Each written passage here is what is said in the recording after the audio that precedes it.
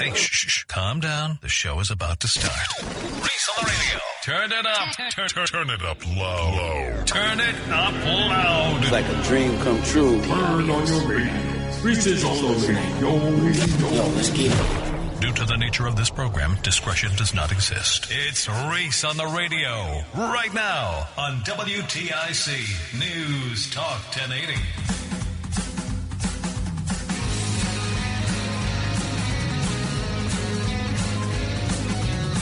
Hey now. That sounds low. There we go. Welcome to your Monday. Everybody. It's Reese on the radio on WTIC News Talk 1080. Thank you guys for joining us today. We had a pretty good week last week with the holiday store. Remember, you can always donate from now until, I think, Christmas Eve. Hell, just donate beyond that. But for the holiday store, I think it's until Christmas Eve. You got to text WTIC to 31333. If you haven't done it yet, please do. It doesn't matter what you donate, $1, $2, it doesn't matter. Just send it on over there when you text WTIC 31333. And they'll get those donations. We're trying to get that money up really, really high so that we can get a plunge, as it were, from Joey. He's going to take a plunge into the pond at Camp Connery, and they tell me it's murky in those waters. At least that's what I heard. But he's going to do it anyway.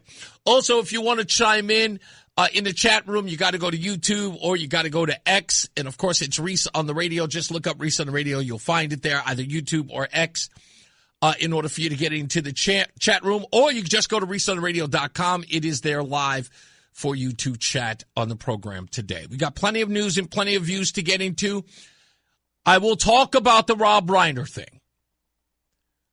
And it will not be in Hollywood news because everyone's talking about it. Usually when I do Hollywood news, it's stories that you haven't heard going on in Hollywood. It would be ridiculous to wait until the 5 o'clock hour to cover that. So I'm going to cover it relatively early because there are some people out there who are talking about Donald Trump and not about the murder. Fine. If that's what you want to do, we'll do it. But I hope that people are waiting for me to opine about this in an objective way. And some people may not like it. I don't care what they hear, but it must be said. So stay tuned for that. We'll also talk about, I guess, new reports that Erica Kirk is going to be meeting with Candace Owens, for those of you who care. I don't, but we'll talk about it. What's this meeting about? Who knows? It's Christmas time, and people need news. There's some people who are taking advantage of the murder of Rob Reiner and his wife, and they're probably going to turn it into – and again, it is an important story, but what they're making of it is that's something – that we'll have to get into. We just will. Also, I want to talk a little bit about manufacturing today. I saw a report about the Ford CEO talking about what some of his part-time employees are making as a salary, which took me down a rabbit hole into manufacturing and our younger generation. We'll talk about that a little bit, and I want to get your take on that at 860-522-WTIC, 860-522-9842. But before that, I'm going to have to chastise a few people. And as I always say on this program, if it don't apply, let it fly. If you weren't one of the people I'm talking about, let it go. But if you were, talking to you. Who here remembers when they said to me on this program, you ain't never going to get Richard Blumenthal on this program? Who said it? Was it you? Maybe it was you. It's probably you. Now, I'm not bragging that he came on the program last Friday, but I am a little ticked off. I am a little ticked off at your response to it as I posted the picture online. And there was only one thing that anyone should have been paying attention to, but you didn't. And this is why I'm going after you.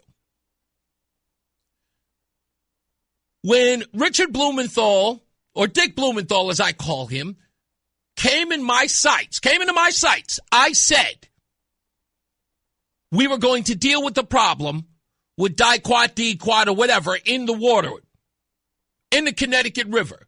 I said I would deal with it. I said I would put a stop to it. Many of you said, good luck trying. We had politicians on the program. Good luck, Reese. Sure, you're going to stop it. They laughed at me. I said, okay, challenge accepted. No one thought I'd get anywhere with Dick Blumenthal. He comes on the show on Friday. What say you now? Many of you believed that was never going to happen. Even when I approached him last month when he was endorsing John Larson. And then I told you that he called me. A lot of you didn't even believe that happened. Sure he did. Until Friday when Dick Blumenthal openly admitted I have his personal cell phone number. Why? Because he called me directly from it, which he totally confirmed. People told me, no, that wasn't going to happen. It happened. He came onto the show on Friday, of course, to talk about the holiday store, and we appreciate him coming down, showing his support. That's the most important part. Showing his support was paramount. But we dabbled a little bit into the diquat issue, which he admitted he wasn't an expert on, but he would listen to us.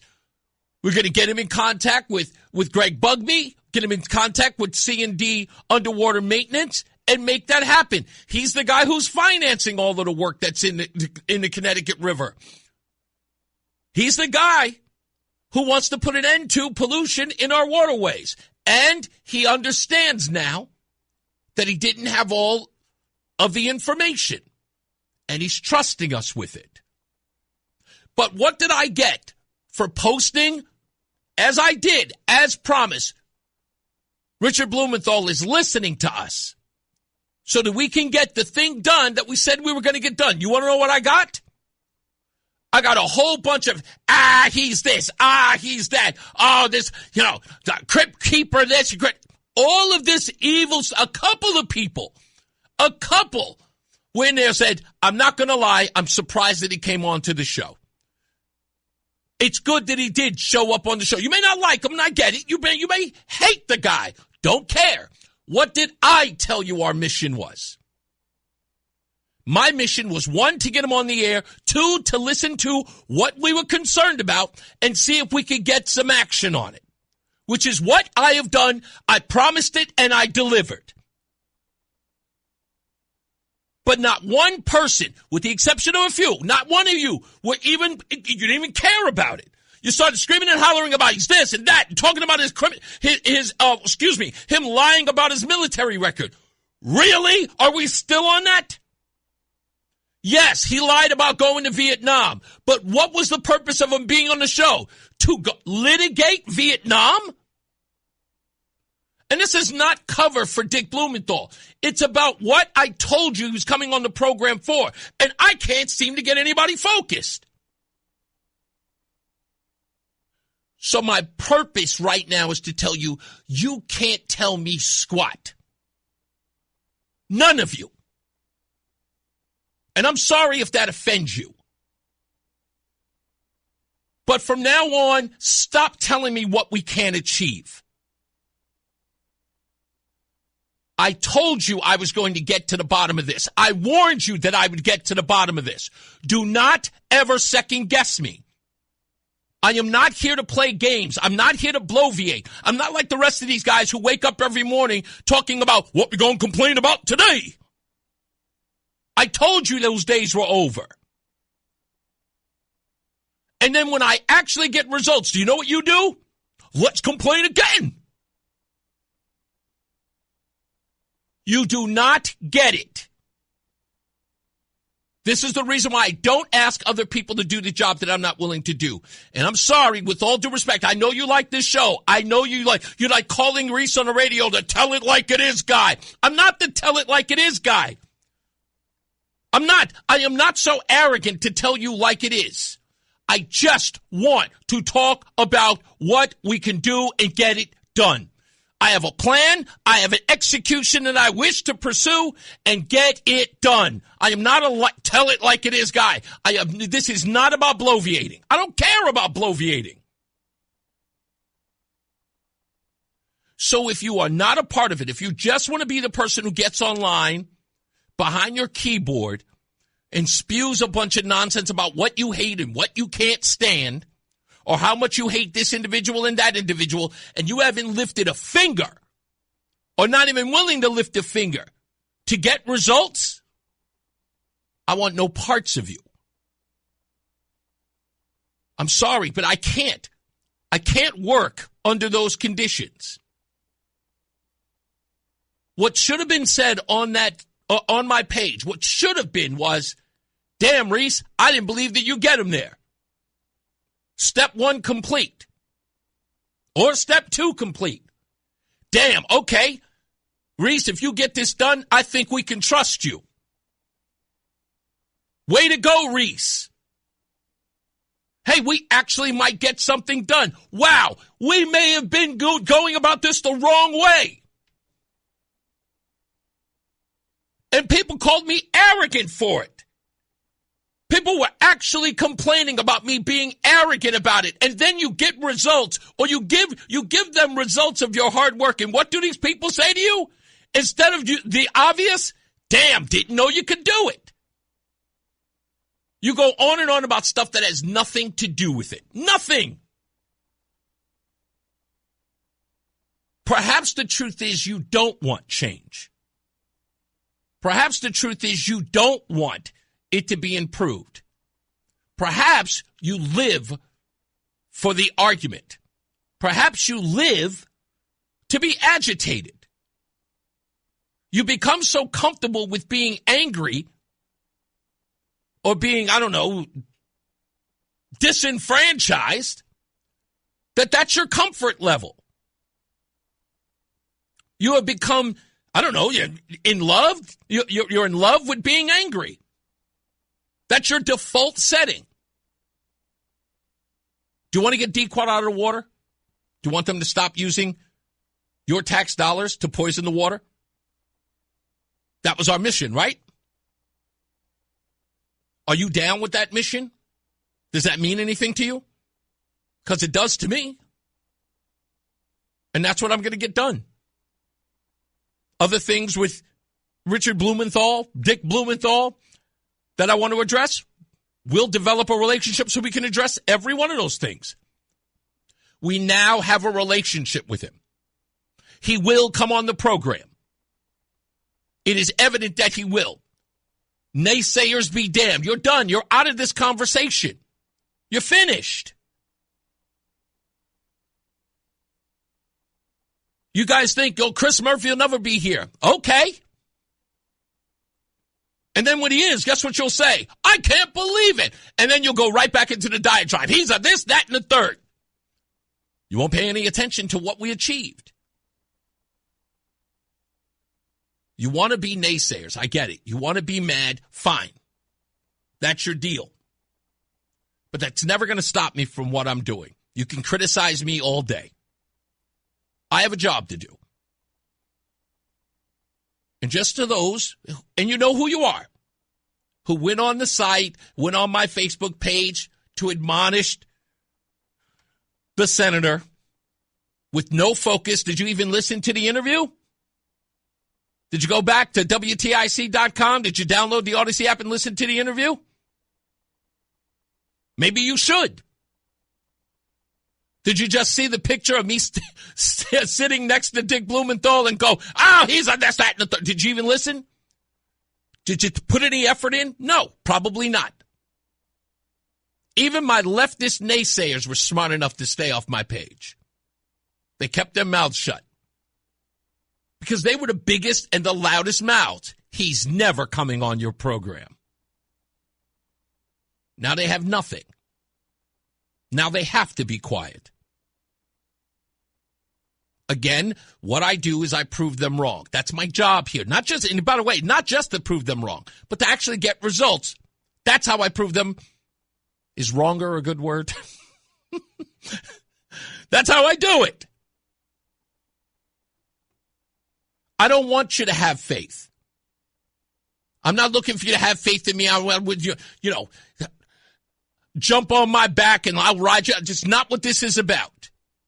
This isn't even to brag. This is just to set the record straight. You either want to win, you're interested in winning, or you become comfortable with losing. I get it. You spent a lot of time where no one's listened to you. You feel like everything you've ever said has fallen on deaf ears. Get it. Totally get it. I don't operate that way. When I tell people they're going to listen to me, they're going to listen to me. I tell people right to their face. I don't care about being kind or being friendly. I tell them right to your face, you're not listening, and you should. I told Ryan Fazio that yesterday, sorry. I told Ryan Fazio that yesterday. Republicans, you're not listening to me. You should. And then when they do, guess what they say? Same thing Ryan Fazio said to me last afternoon. It's a really, really good idea. Yeah. Stunning. I'm in the results business, folks. That's what I'm into. I'm in the results business. That's why I'm dogged on everything. That's why my research here and my work here, my work ethic here is solid.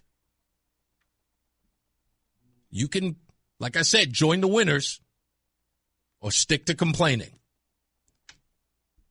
When we come back, I'll talk about that meeting with Ryan Fazio yesterday in Colchester. And my good friend Craig in the car was there as well, along with my wife. We'll talk about a whole bunch of stuff as well. The Rob Reiner thing is coming up a little bit after headlines, so stand by for that. All right. If you want to call, you want to respond, 860-522-WTIC, 860-522-9842. It's Reese on the radio on WTIC, News Talk 1080. Fan of WTIC? Then do us a favor. Download the free Odyssey app and favorite WTIC. Hey, now, we are back. Reese on the radio, WTIC News Talk 1080. Don't forget the telephone number, 860-522-WTIC, 860-522-9842. Join us on X or join us on YouTube. I actually just posted that on Facebook for those of you people who are used to the show being on Facebook, but they have banned us for comments we made 4 years ago during COVID. Anyway, thank you, Craig. Craig got me a hat a couple of days ago, and I'm rocking it today in a Zuzu hat. You didn't even know that company was still around until I met Craig. Anyway, what was I going to say? Oh, so I went to Colchester yesterday to go meet Ryan Fazio. He had a meet and greet yesterday. I want to thank Pam for the amazing cookies and the invitation. She's his communication person. We had a great talk yesterday, Ryan and I. He will be on the program on Friday at the Holiday Store in Avon Old Farm. So he'll be with us. He'll talk to us for about an hour. Get it together, Aaron. He's coming in for an hour. Aaron Stewart will be back soon as well. There were a lot of people there who were concerned about the election and about election integrity. In fact, Donald Trump just talked about that a couple of days ago. I think it was over at the Christmas party.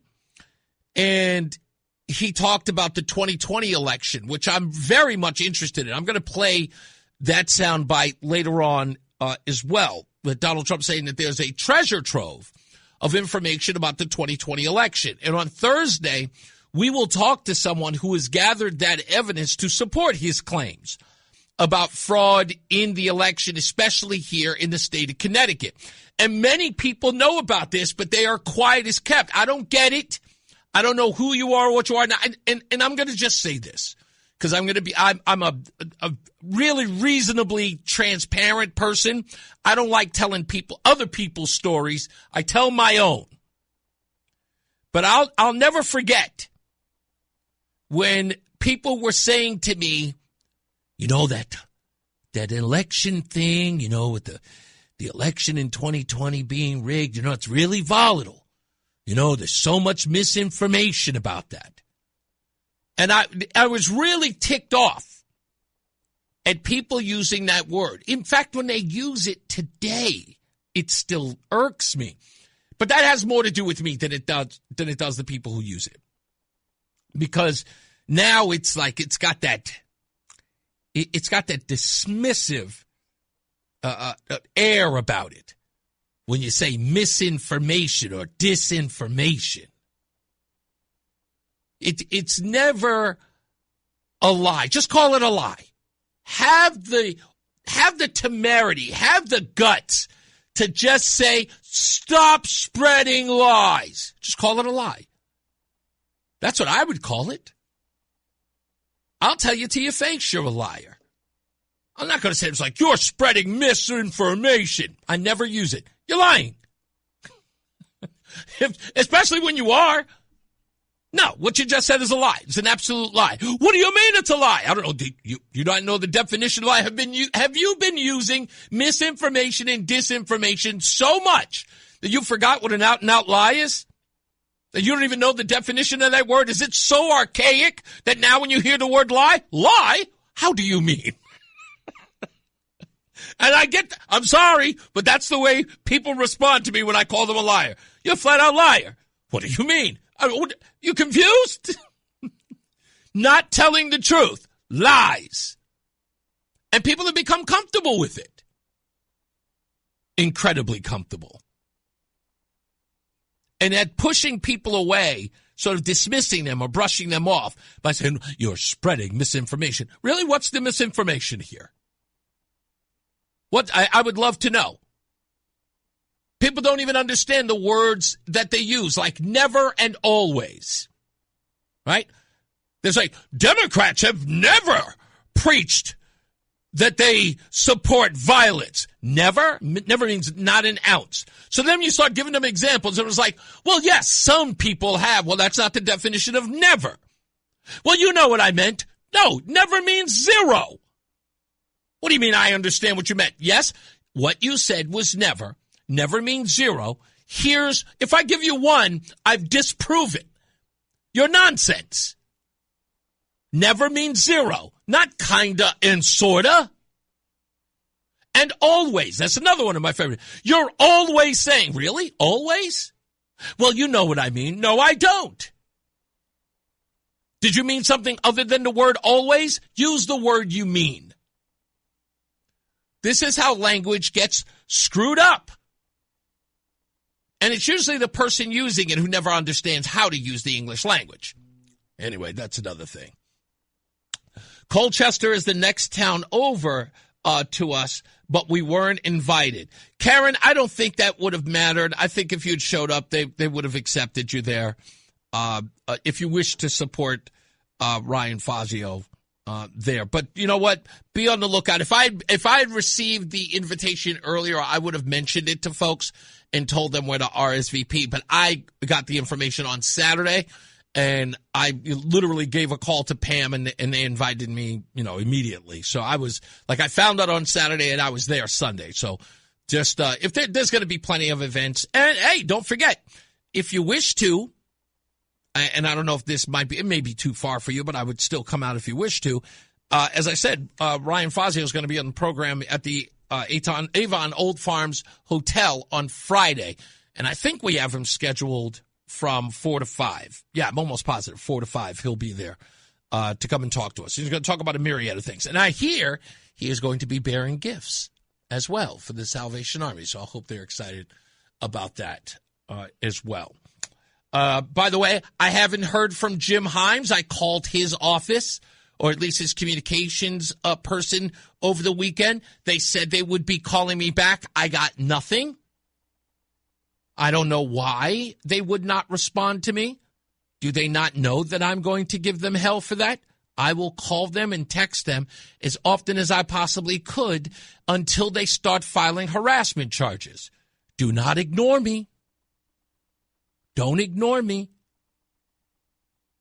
You are a public servant, Representative. Someone is reaching out to you for a statement, and you're ducking, you're dodging. I'm not understanding the reasoning for that. I understand you went to that friendly little place we know as MSNBC or MS Now, whatever garbage they're calling themselves today, and went over there spreading a whole bunch of lies as usual. But we have some questions for you right here in Connecticut. Yeah, sure, you can go down there and talk on a national stage, but you represent Connecticut. We'd love to hear from you. No, don't go dodging. You're no chump.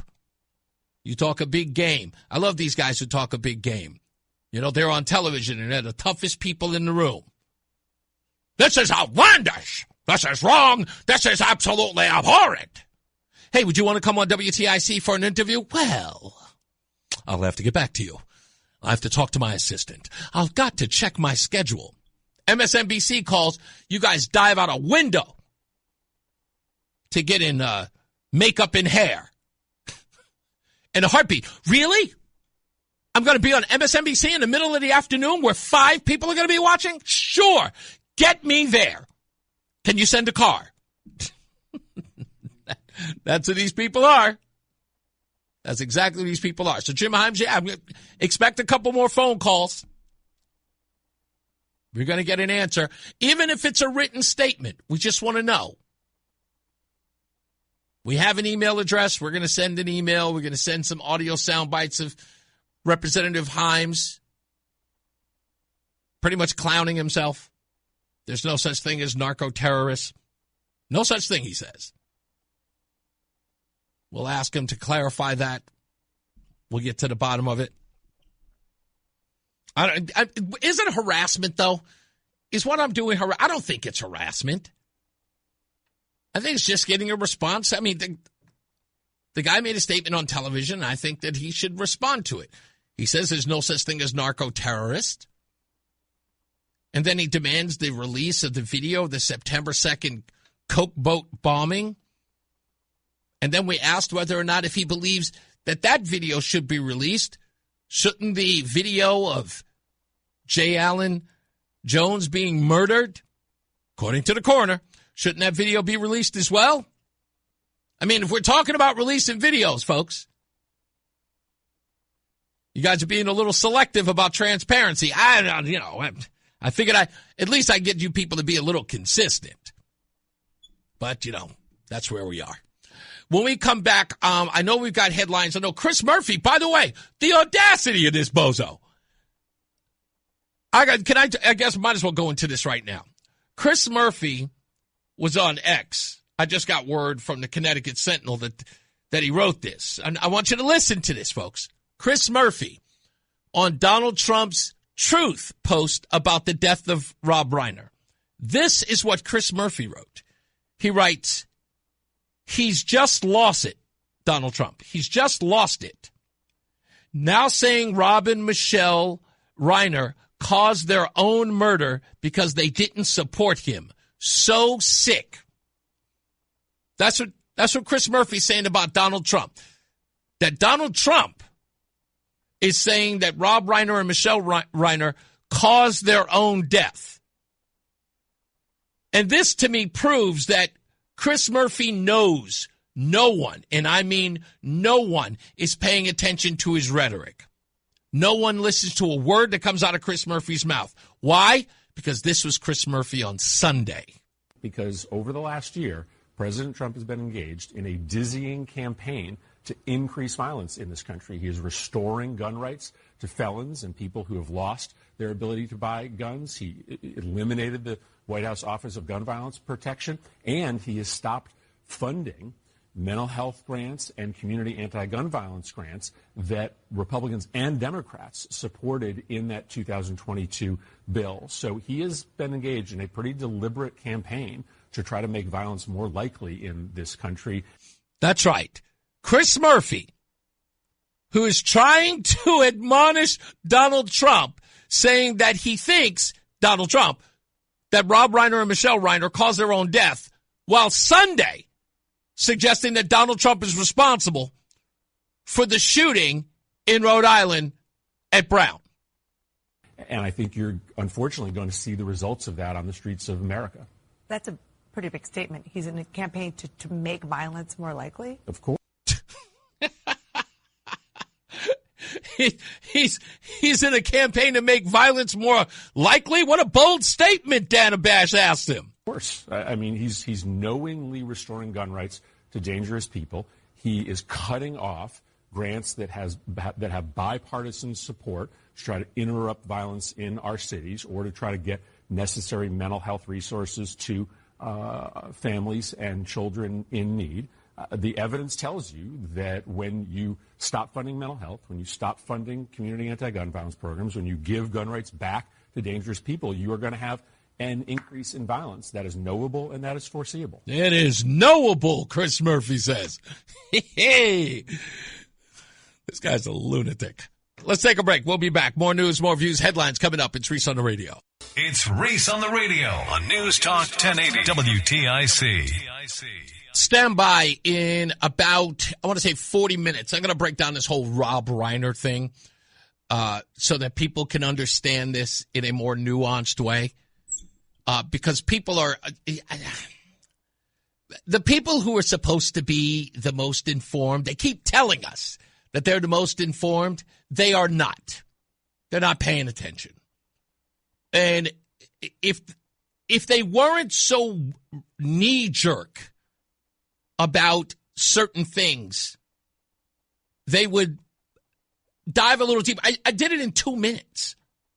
I dove so deep on this in 2 minutes. It was easy. And before I do, I'll do this. I'll take this time to break something down to you.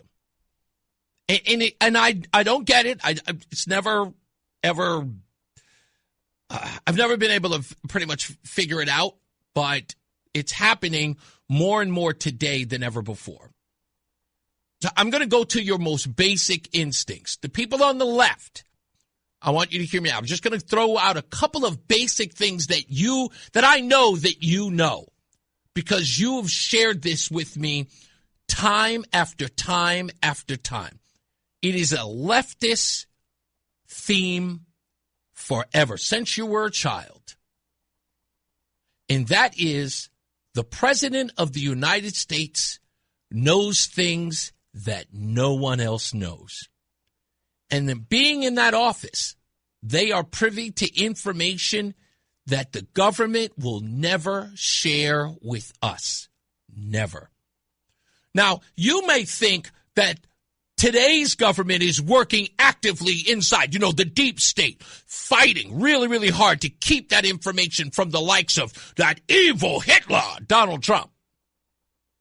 But even that, is untrue. From Pete Hegseth to Kash Patel to Dan Bongino to Pam Bondi to Tulsi Gabbard.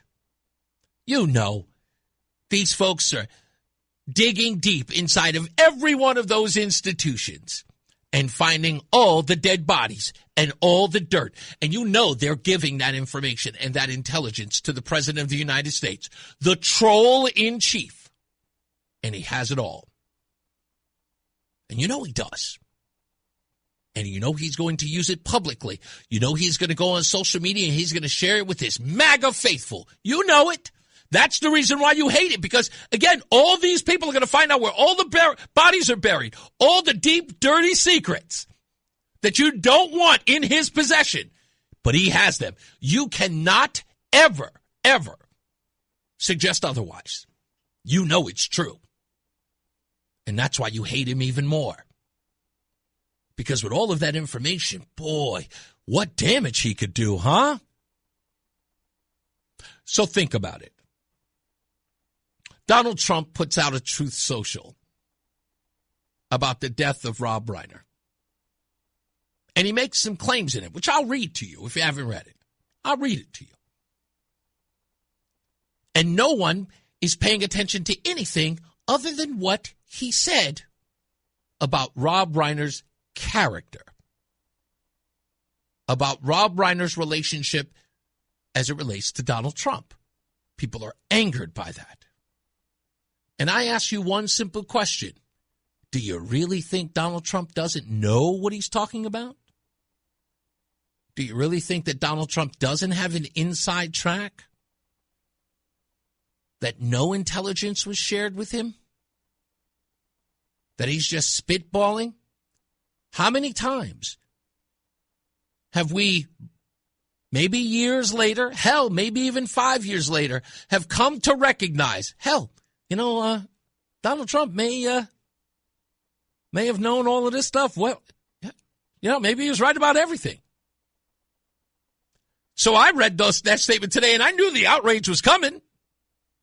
But I looked at it and I said,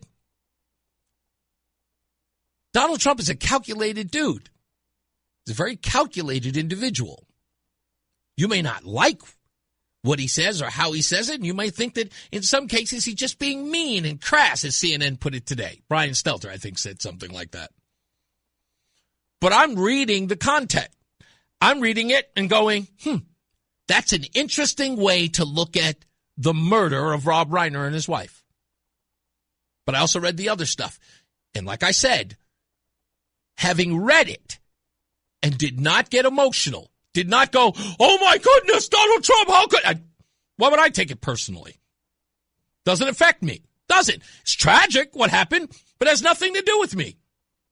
So in not becoming emotional or losing my ish, as a couple of people did, I'm not going to say any names. You may have heard them earlier today. I just read the post, and then I dug. And sure enough, as I look, turns out Donald Trump was very right. And I'm going to read back to you the words of Rob Reiner and his wife to make that case. So stick around. More news, more views. Top of the hour news, in fact, coming up with John Silva. We'll be back. It's Reese on the Radio. Reese on the Radio, making sense of the news. Yeah, even when it makes no sense at all. Now on WTIC, News Talk 1080. All right, folks, we are back. Let's get to some headlines. In a story that I was actually trying to get some details to, but I could not reach the Stanford Police Department, 2 unrelated deaths in Stanford on December 13th were attributed to suspected exposure to freezing temperatures overnight.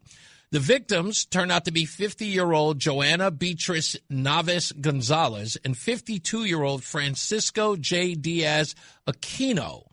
They were found at a bus stop on East Main Street near Cummings Park, respectively. Police investigations continue with the state office of the chief medical examiner to confirm the cause. Weather conditions, they believe, played a key role with daytime highs in the mid-30s dropping to the mid-20s. As you may have heard at the top of the hour with John Silva, that we are sitting at 25 degrees now. They said that overnight, some of the wind chills went into single digits. The National Weather Service warned of hazardous conditions for those outdoors without protection. I'm still trying to get some details on the individuals, like whether or not they were just sitting there waiting for the bus. I presume these 2 individuals may have been homeless, and I was trying to get details on that, but I couldn't reach the Stanford Police Department in enough time. I pressed them and I left a message, but I couldn't get any return calls. I'll try them again. In a recent federal policy under the Trump administration has instilled widespread fear among Connecticut's immigrant community, especially as the holidays near, triggered by a November 26 shooting near the White House involving an Afghan immigrant. The policy holds permanent residency applications from 19 countries, including Haiti. It suspends asylum processes and reviews 233,000 refugees from the Biden era and ends temporary protective status for Haitians. This affects thousands in the state of Connecticut, including 30,000 Haitians leaving many in limbo, as illustrated by a Haitian man's green card application being put on hold despite eligibility.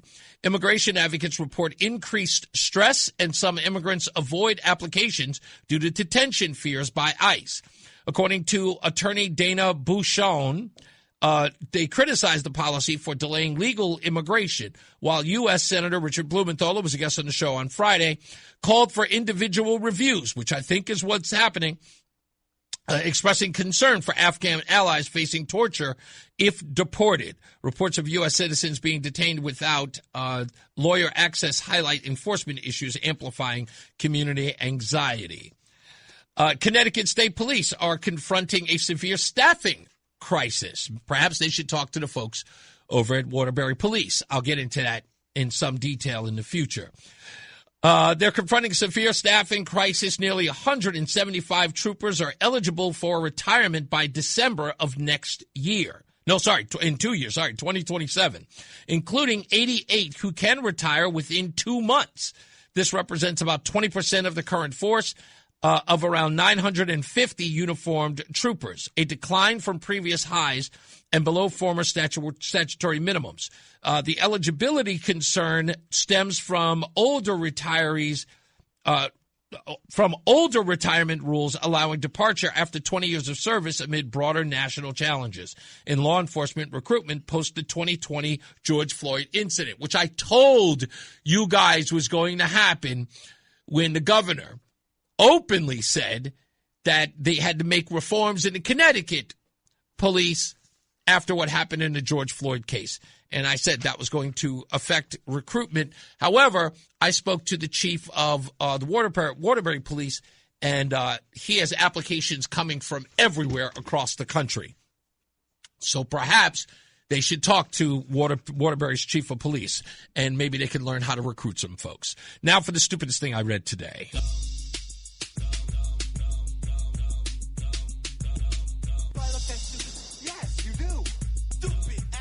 This could very well be the stupidest person on the face of the earth. As if Somalia wasn't bad enough. You may have heard the reports about the Somalian immigrants who are stealing what may very well be $8 billion from taxpayers.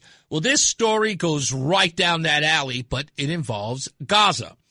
In a disturbing twist to the ongoing Gaza conflict, evidence has emerged that Hamas deliberately stockpiled tons of infant formula and nutritional shakes in secret warehouses under its Ministry of Health. This hoarding, revealed by Gaza-born analyst Ahmed Faoud Akhtabib via video footage, was intended to exacerbate the hunger crisis and bolster a narrative of famine blamed on Israel, despite international aid flowing in, including formula that the UN confirmed entered Gaza. Hamas hid supplies to manipulate perceptions and harm its own population. The strategy relied on Western media outlets like, wait for it, NBC and CNN to amplify unverified claims from pro-Hamas sources accusing Israel of blocking essentials. However, only the Telegraph among major outlets covered the hoarding, highlighting a media blind spot. Findings expose how Hamas weaponized scarcity, prioritizing propaganda over civilian welfare during months of reported food shortages. This revelation challenges the narratives of the conflict, illustrating the cynical use of humanitarian aid as a huge of psychological warfare. Wow. I wonder where people... I wonder why people never got privy to that. We've only been talking about it, 20, 30 years? We've been talking about it, the same thing over and over again?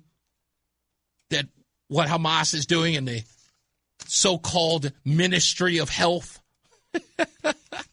which every one of these bozos cite, every time you watch them on the news, well, the Palestinian Ministry of Health. Gaza, it's Hamas run. Jeez.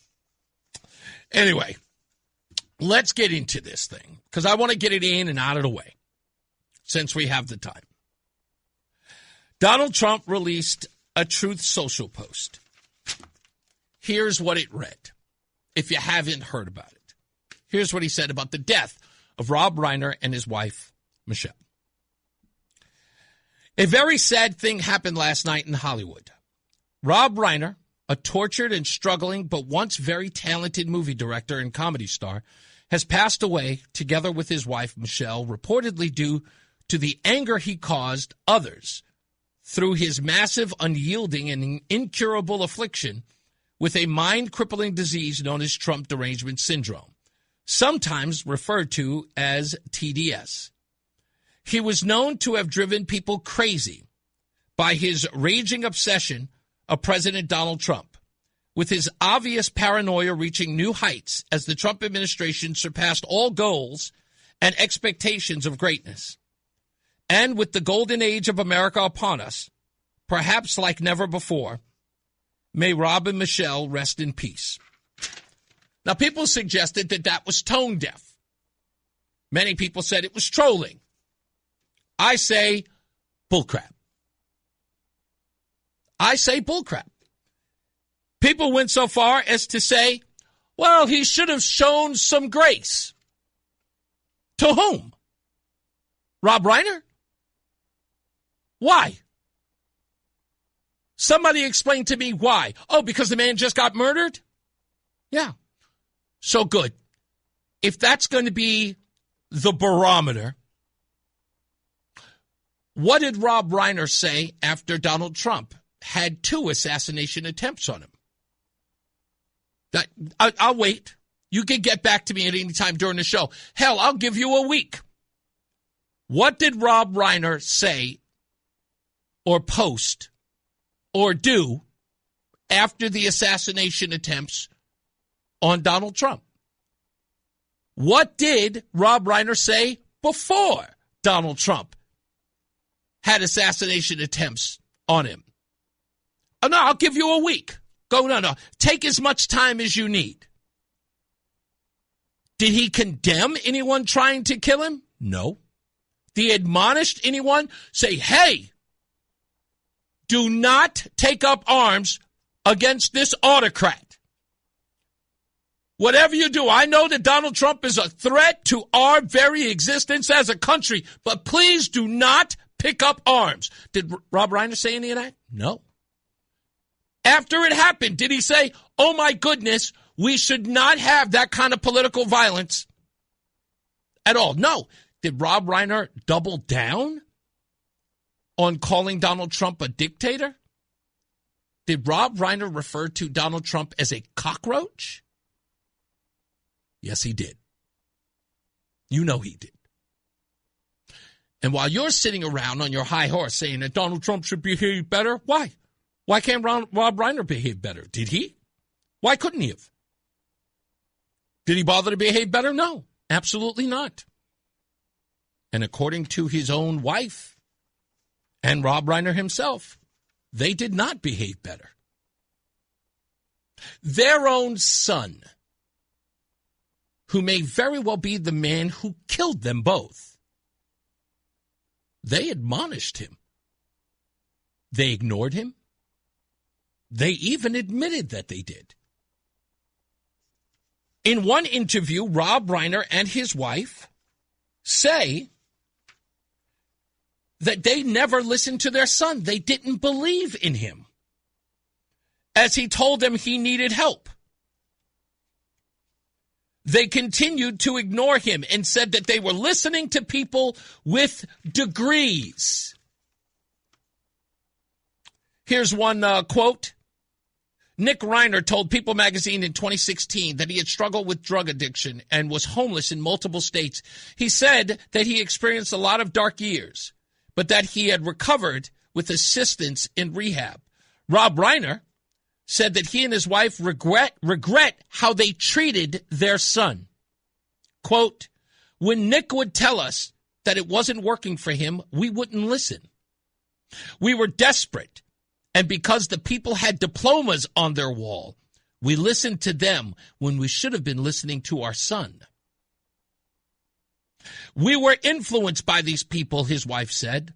They would tell us he's a liar and that he was trying to manipulate us. And we believed them, Michelle Reiner said. They didn't even believe their own son as he talked and communicated with them. We now learn that there was an argument at the home, or at least the party, of Conan O'Brien, comedian, late-night talk show host. That there was a fight that then led to their murders, allegedly. I go back to this line that Donald Trump says in here. He says that sometimes, I said, he was known to have driven people crazy by his raging obsession with Donald J. Trump, with his obvious paranoia reaching new heights. What did he say there that was a lie? What did he say that was untrue? And while people are focusing on that, they're forgetting Donald Trump says a very sad thing happened last night in Hollywood. Rob Reiner, tortured and struggling, but once very talented movie director and comedy star, has passed away together with his wife, Michelle. Reportedly, due to the anger he caused others through his massive, unyielding, and incurable affliction. Well, there was a fight. Wasn't there? Why was his son so angered by him? I don't hear anybody asking. I've been searching all day. Do we have a motive yet? What would have led their son, the person they were trying to help? Goodness gracious, Rob Reiner made a movie about his relationship with his son. That movie was supposed to have brought them closer together, working together while his son was in rehab. What did he say that was just so off-putting? What, the fact that he said the truth? Did Rob Reiner have an obsession with Donald Trump? Yes, he did. It's undeniable. Asking Donald Trump to say something nice about him after he was putting his money and his prestige behind an effort to go after him in the Russia nonsense? Donald Trump's supposed to be the nice guy now? And now that's the standard bearer? All of a sudden, Donald Trump, the reprobate, is now supposed to be the standard? You guys are expecting Donald Trump to give grace to a guy that gave him none, even after there were attempts on his life? You people would never.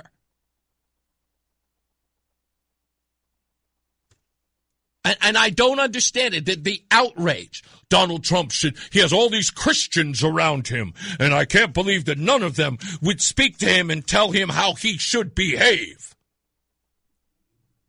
Blow it out your ear. Look, with all due respect, now me, on the other hand, I don't care what Donald Trump does. Donald Trump could rip Rob Reiner till the cows come home. It has nothing to do with me. Everybody's talking about how they feel emotionally. Get out of your emotions. I don't care what he said about Rob Reiner in a tweet. What he felt about the man for him was justified, and I don't speak to that. That's between him, Rob Reiner, and as far as I'm concerned, Donald Trump's God. That's between them. If what he said turned you off, there's a reason why. Because you, in some way, I guess in your infinite wisdom, thinks you would have behaved better. Prove it. Show me all of the gracious things you said about your enemies. Show me the mea culpa you've made to people who have wronged you. Just one. Try really, really hard. That's all I'm saying. You guys keep forgetting Donald Trump is a man. He said nothing along the lines like the guy deserved to die. Who said that about a man after he was murdered, huh? Do you think Donald Trump went as far as some of the people who were mocking the murder of Charlie Kirk? You think Donald Trump was remotely close to that? No. The people who mocked Charlie Kirk never said anything as a very sad thing happened. May Rob and Michelle rest in peace. Did anybody say that about Charlie Kirk? No. Listen, seriously, spare me the outrage. Donald Trump had every right, in his view, to say whatever he wanted to. And again, I'm going to afford him the opportunity to say that if that's what he felt he should say about him. If that turns people off, that's fine. But I can come up with a list of things that should turn people off, and they damn sure don't. They don't even blink. They don't even blink. They are quick to show exactly who they are in a heartbeat. I think that's wrong. Really? How much stuff do you think people are wrong? You think, let's take a couple of local folks, huh? Do you think Bob Duff sees a story about an illegal arrested for raping a child and then says to himself, perhaps I shouldn't promote pornography books in the library? Huh? Do you ever have, he ever have sort of like a come to Jesus moment after that? When another teacher is arrested for fondling? Huh? Do you think, does he ever come to the point where just like, yeah, I made me to back up off that genderqueer book that I'm trying to push into the school's libraries? Not one, never once. Nor is he ever held to account. Never. Not one person in the news media says, hey, do you really think that maybe we shouldn't show pornographic images in the public library for children? Because another kid got molested in a school? No, not one. No one ever thinks about it. But Donald Trump says, rest in peace. Says a very sad thing happens. And you guys are angry at him because he told the truth. Did Rob Reiner have talk about an unrelenting obsession with Donald Trump? The guy's a movie director. He made films like Spinal Tap and When Harry Met Sally. This guy isn't exactly like dripping with political prowess. And he was mainstreamed. This guy was mainstreamed as some sort of know-it-all in the political sphere. He was platformed all over the place. Y'all going to have to do better than that. But you know what? Stand by. We'll take your calls. We'll hear what you have to say. All right? Give me a second, and we'll be back. It's Reese on the radio on WTIC News Talk 1080. Hey, it's Steve Parker giving a salute to the broadcaster at 100. Happy birthday, WTIC News Talk 1080. Hey, we're back. Reese on the radio, taking your phone calls at 860-522-WTIC, 860-522-9842. Let's take Tony first in Rocky Hill. How are we doing, Tony? All right. Well, I just tuned in for a few minutes, but what's all the excitement about Reiner's passing? I mean, it's a family matter. I don't know. Why all the dramatics? What are you talking about? I mean, the screaming, the saying, about it, what Trump said and everything else. What Trump said was crazy. I mean, I'm a Trump fan, but I'm getting worried about him. What's crazy about what Trump said? His behavior is getting emotional, so crazy. Specificity works here, sir. What's crazy about what he said? What do you mean, no? Wait. I say be specific, and you say no? I look at great leaders like Reagan, Kennedy, FDR, Teddy Roosevelt. Again, I'm going to try one more time. They never had to pat themselves Specificity counts. What did he say? What did he say that was so crazy? The guy was murdered in his home, for crying out loud. Yeah, we're aware of that. So what did he say that was so crazy? Well, why are you getting so riled up? No, don't change the subject. You called it. You said what he said was just crazy. So tell me what he said that was just crazy. You should know. Have you read the statement? Is your response? No, my response is my response, but you haven't answered my question. What was so crazy about what Donald Trump? The weather or something? Yeah, we did that. What's so crazy about his response, Tony? I mean, his hatred for people like Mr. Reiner and so forth. He showed hatred? Mr. Reiner didn't like him. I don't like Trump sometimes either, but I would still vote for him. Okay. I'm still trying to figure out what your point is. I'm trying to figure out what your point is. Oh, my point is that I'm doing a show, Tony, and it's obvious that you're not a fan. Well, no. But can I? Okay, I got to go because my hemorrhoid's starting to bleed again. Oh, well, then time to go then. You go take care of that, homie. Don't want to interrupt that. Hey, what's going on, Bob? How are you? I'm doing great. How are you doing? I'm all right. What's up? Hey, Rob Reiner, all right? I really applaud you for digging in and realizing that the guy really is a slam dog. I have firsthand experience way back a long time ago. I don't even remember the name of the movie. It was like Water Like Chocolate or some stupid name. Okay. I invested I was young and dumb, invested in a movie that he was producing, and later on I found out that he's done this before. He takes young and dumb morons like me at the time and steals their money and gives them nothing in return. Was he a producer? Was he a producer in the film Like Water for Chocolate? Is that what the movie you're talking about? Yeah. Okay, because that was the one. Yeah, if I'm right, that was the one with Johnny Depp, right? I don't even remember who was in it. This was back in the 80s. Yeah. I think I remember that film. You know, it's sad, but people do this. I invested in a golf course in Florida. 17% of my money and $1 a round. Guess what? They go bankrupt, and it was a bridge loan. They go bankrupt, and they start up a whole nother system. Wow. Their money. Look, again, people do that all. White-collar crime pays. Yeah, like I said, Rob Reiner, it is tragic, of course. I mean, I just saw a story today. I don't know what that is. Are you backing up? I gotta go. There's another story about is it a Grammy-nominated singer, Roland? I don't know if you saw this story. Apparently some Grammy-nominated preacher or something like that. His son just killed him, too, over the weekend. There's some story in there. If anybody knows what I'm talking about, I saw it on X earlier today. That's, to me, that is a wild domestic situation. That a confrontation with your son leads to your death. Your son is so zonked out, whatever reason it may be, but so angry. No one is going to talk about what the motive is until it is all sort of died down. Because there's a lot of speculation. They're saying they got into this fight at Conan O'Brien's party and saying that that may have been what led to the murders. We don't know yet, but the motive is going to come out. And, I know it's always happens. People are going to find out, and they're going to be like, oh, man, it always happens. It just does. And I promise you it's going to be one of those things where it'll be like, wow, I know. Because you have to ask yourself,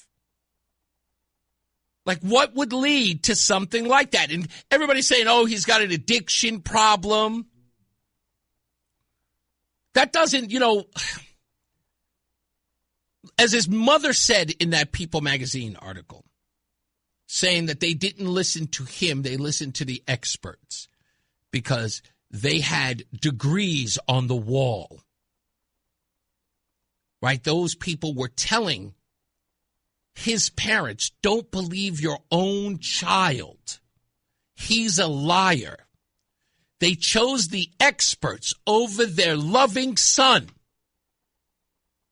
And they openly admitted that. Which, again, does that create some sort of doubt or some sort of relationship rift? I'm sure it does. Let me tell you why I bring this up. I'll never forget this.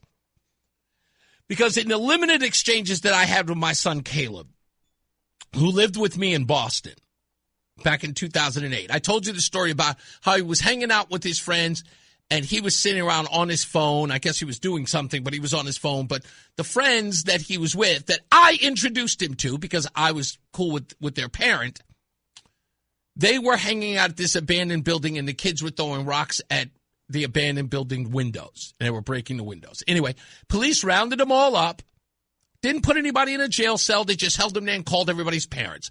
Boston police couldn't be happier that they didn't traumatize my son by putting him in a jail cell and treating him like a criminal, because they could have.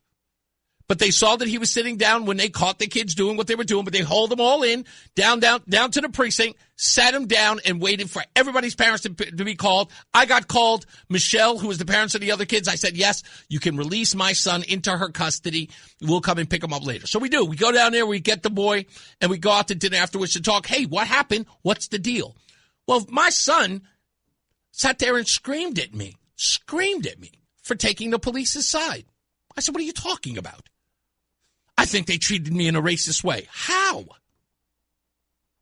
Well, they just hauled me in thinking that I was a part of it, and I wasn't. I was sitting down. When they arrived, they saw me sitting down. I was like, okay, tell me how they treated you like you were a part of it. Well, they hauled us all into the police precinct. Yeah, did they put you behind a jail cell? No. Explain to me what you're talking about. And he was angry at me that I wouldn't take his side, that I was being reasonable. I was just saying, look, I get that the police dragged you down there. They believed that you kids were up to no good. They may have lumped you all. They may have treated you all the same. In essence, saying, hey, kids, you're a bunch of rabble-rousers. You're a bunch of delinquents. But nobody handcuffed you. No one put you in a jail cell. They made you sit down at the front desk until your parents were called. What is so racist about this? And because I wouldn't understand, he was livid at the restaurant, raising his voice and everything, arguing with me in a restaurant, public place. And I couldn't fathom me. I'm just trying to listen, I get what you're saying. It's not that I'm dismissing that you think what they did was racist, but I'm trying to explain to you that there's no logic to support that. It isn't to say that I don't believe you. It's that you have got to explain to me further than what you're telling me already, because I'm not hearing it. But it was a really challenging moment for me. That I felt like I was, and I know my son felt like it, he felt like I wasn't believing in him. That he saw the world a particular way, he had a chip on his shoulder, and I needed to, affirm that.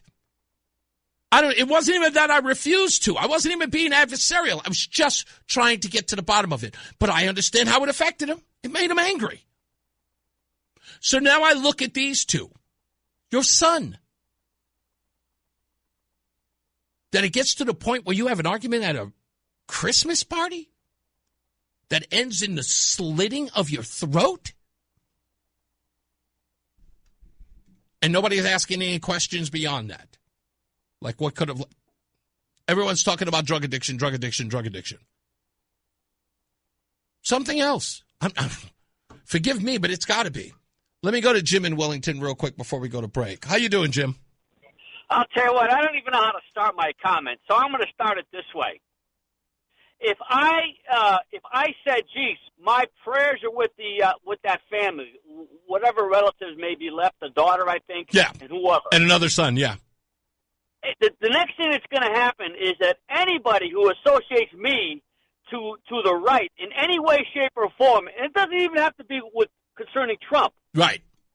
They're going to take that as an absolute insult. How dare you even offer prayers or hopes of something better? Right on point, Jim. Right on point.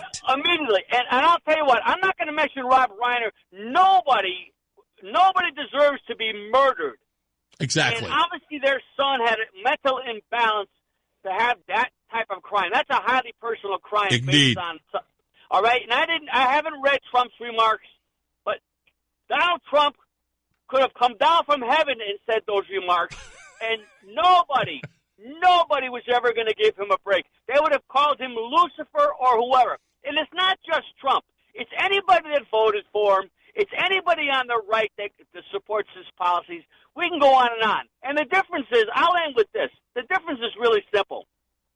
I can understand the humanity of a man, of somebody being murdered, of a woman and a father and a mother being murdered, of Reiner and his wife being murdered. I can understand. I can have empathy for those people. It doesn't make any difference what my politics are or my opinions on anything else. But if I exercise that same opinion and you associate me to the right, I am the worst thing walking. Exactly. You're 100% right, Jim. Thank you for that, man. I got to take a break, but you are right on point with that, sir. Thanks a lot. Yes, sir. You got it. Perfect ending. We'll take a few more phone calls. Stand by. We'll get to those in a second. It's Reese on the radio on WTIC News Talk 1080. It's Reese on the radio on News Talk 1080 WTIC.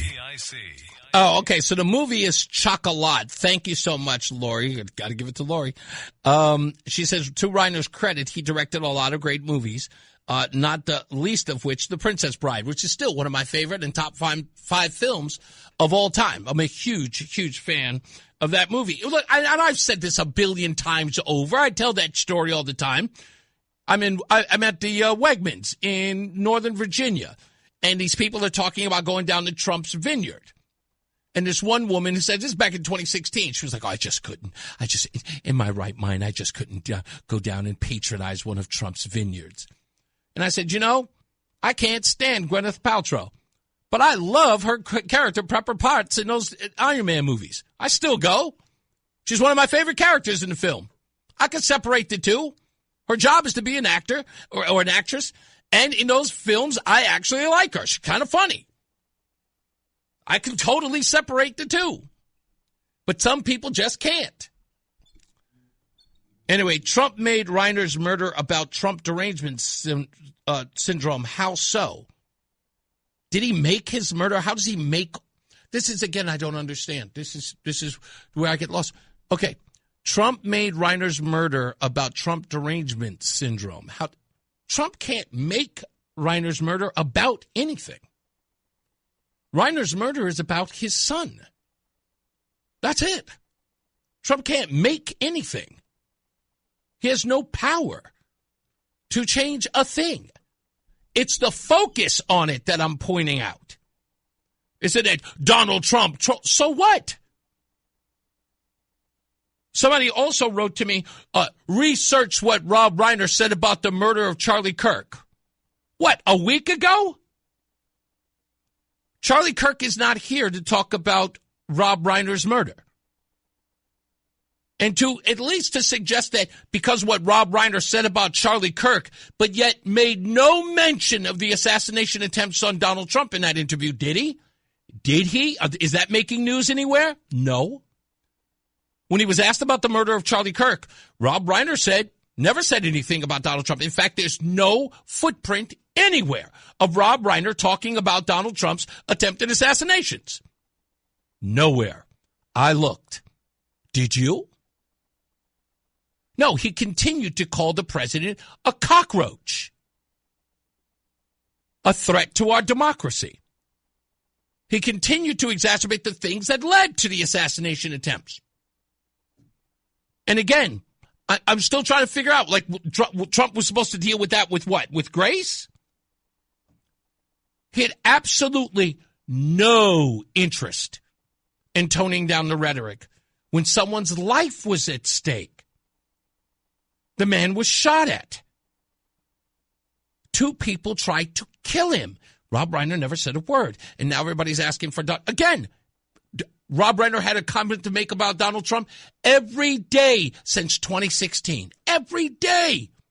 Assassination attempt, mum's the word. Donald Trump makes a comment, and all of a sudden everybody's like, oh, I can't believe Donald Trump made... Come on, man, just stop it. I can't even take you people seriously anymore. I can't. It's embarrassing. It's like the fact that I have to explain this to you. And this is a perfect example of the fact that, again, like a bunch of stenographers having your ideas and your points of view being spoon-fed to you. I don't understand it. I looked at that, I read that Truth Social post, and I just went, yeah, this will make them. I knew exactly what the reaction was going to be, even from people on the right. Like clockwork, predictable. Because they can't help themselves. There's nothing original in them at all. Not 1 ounce of originalism in a bit of them. It's funny. That's all I can say. Let's get to traffic and weather. Tom O'Hanlon, he's filling in for Mark Christopher. He's in the BPS Traffic Center. It's Reese on the radio. And don't say we didn't warn you on News Talk 1080 WTIC. All right, first half of the show is done. Don't forget to download the Odyssey app or go to WTIC.com so you can check out the part of the program that you missed. More on that later. You know what? Let me do this thing first because we have to do this first. Bagel Deli and Bakery. Between rounds.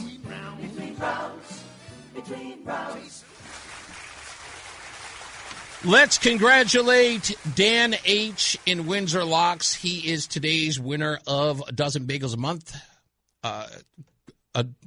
For 6 months, courtesy of Between Rounds, the Bagel Bakery and Sandwich Cafe, located in South Windsor, Vernon, and Manchester. By the way, that announcement is coming soon about the live broadcast from between rounds and which location will be. I'm almost certain we have one, and we definitely have a date, so we will let you know in due course. We'll wait until probably after, well, maybe after the new year, we'll let everybody know, so you can schedule it. So hopefully you'll come and join us. I want to say this because, again, just to show you that people are spoon-fed their information and repeat it like they're reading from, it's like stenographers and parrots. Is it parrots or parakeets? I think it's parakeets, whatever. Just to make sure that I read it correctly. So Cicero in the chat room says, my point is that Trump made a statement attributing Reiner's death to Trump derangement syndrome. Obviously, this is false. Actually, so is that statement. Here's what he said, and it's because people cannot read English, or they refuse to. I'm not a reader as well. I hate reading. But when I have to, I will read every detail. So let's make sure we get it right.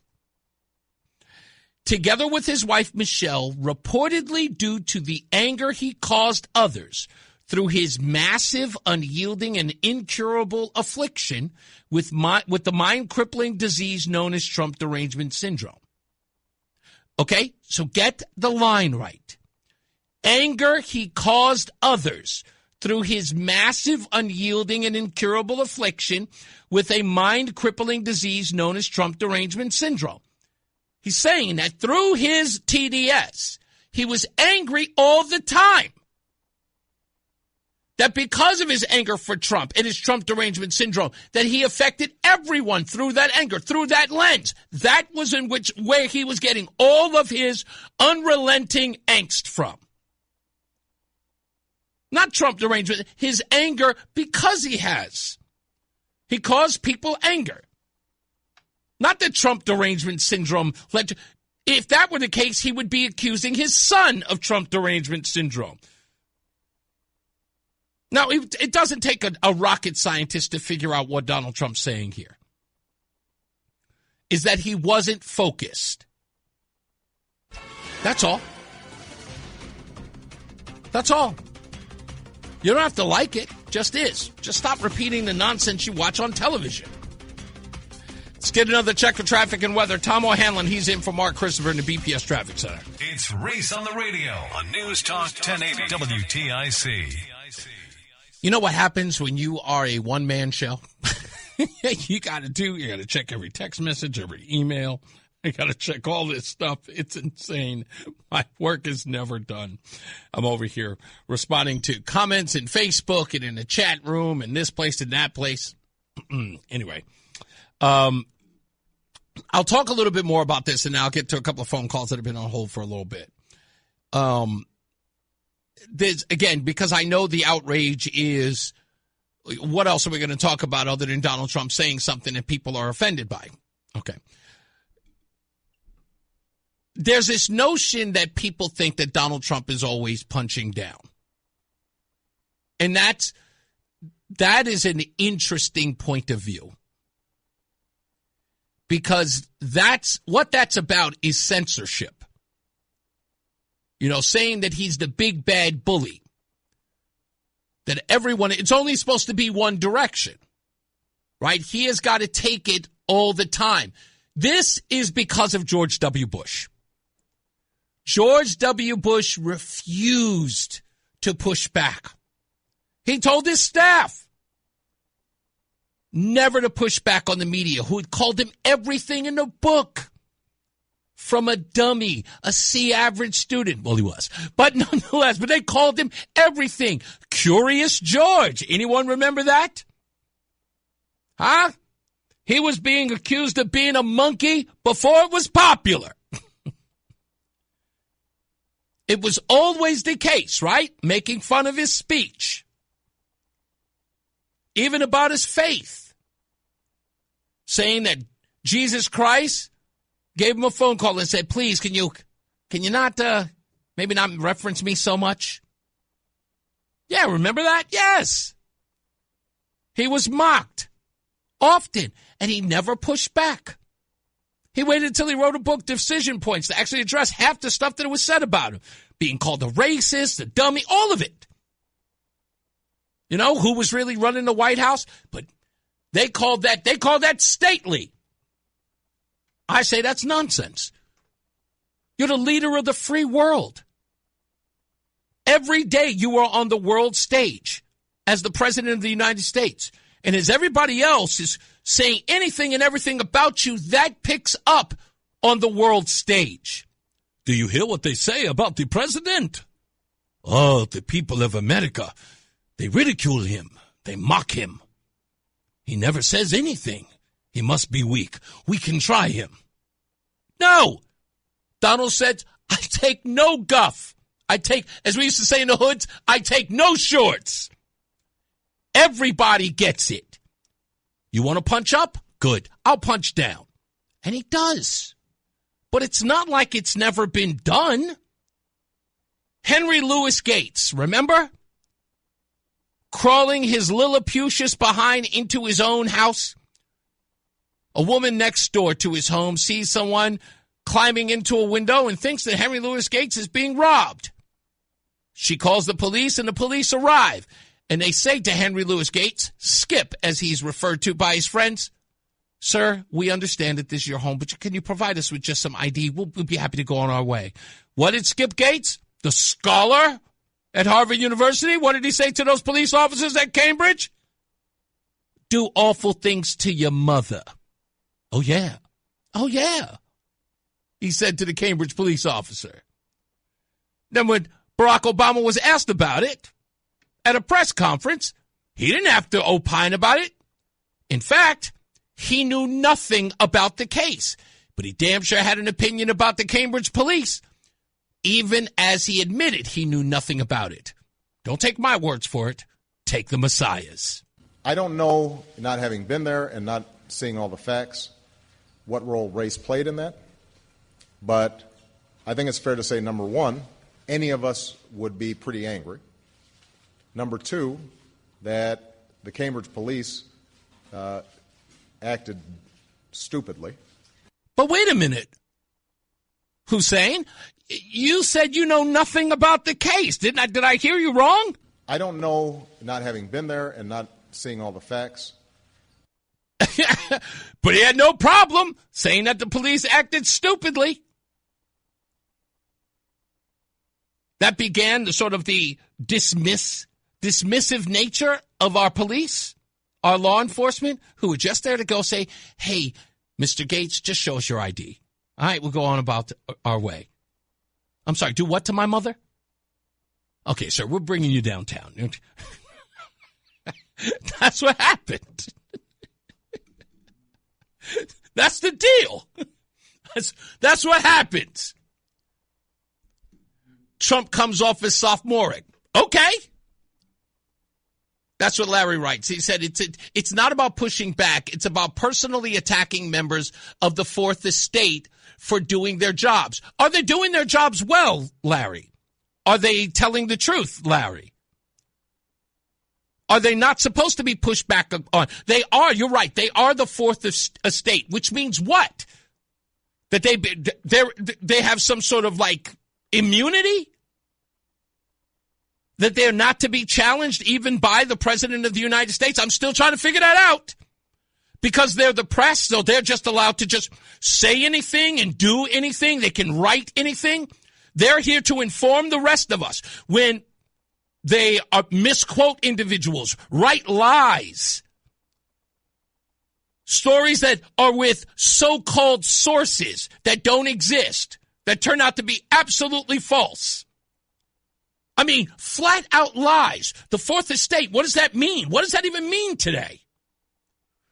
You seem to be giving them an incredible amount of leverage. So what, they're the Fourth Estate? And that's my response to it. Oh, he goes out against the Fourth Estate. So what? I don't care what he says about the news. He does the thing that you're not doing. When you catch the news in a lie, what do? Do you turn the channel? No. You go right back there. You forgive them for the abuse. Well, yeah, I know they told us to put on a mask. I know they kept my kids out of school. Yeah, I know that they made us, they forced us to get passports to go to dinner. Yeah, I know that they mocked us and maligned us if we didn't get a vaccination. Yeah, I know they said that we were worth dying but you know, all's forgiven now. Sure, they turned the American people against one another. Sure, they told us that Michael Brown had his hands up and said, "Don't shoot." Sure, they can lie to us all day. How dare the president call them out for it? And you sit up here and you look at me and you go, "Well, I can't believe he attacks the book." Because you won't. Because you won't. You're sitting up here, and if you think about it, Larry, you're playing interference for them.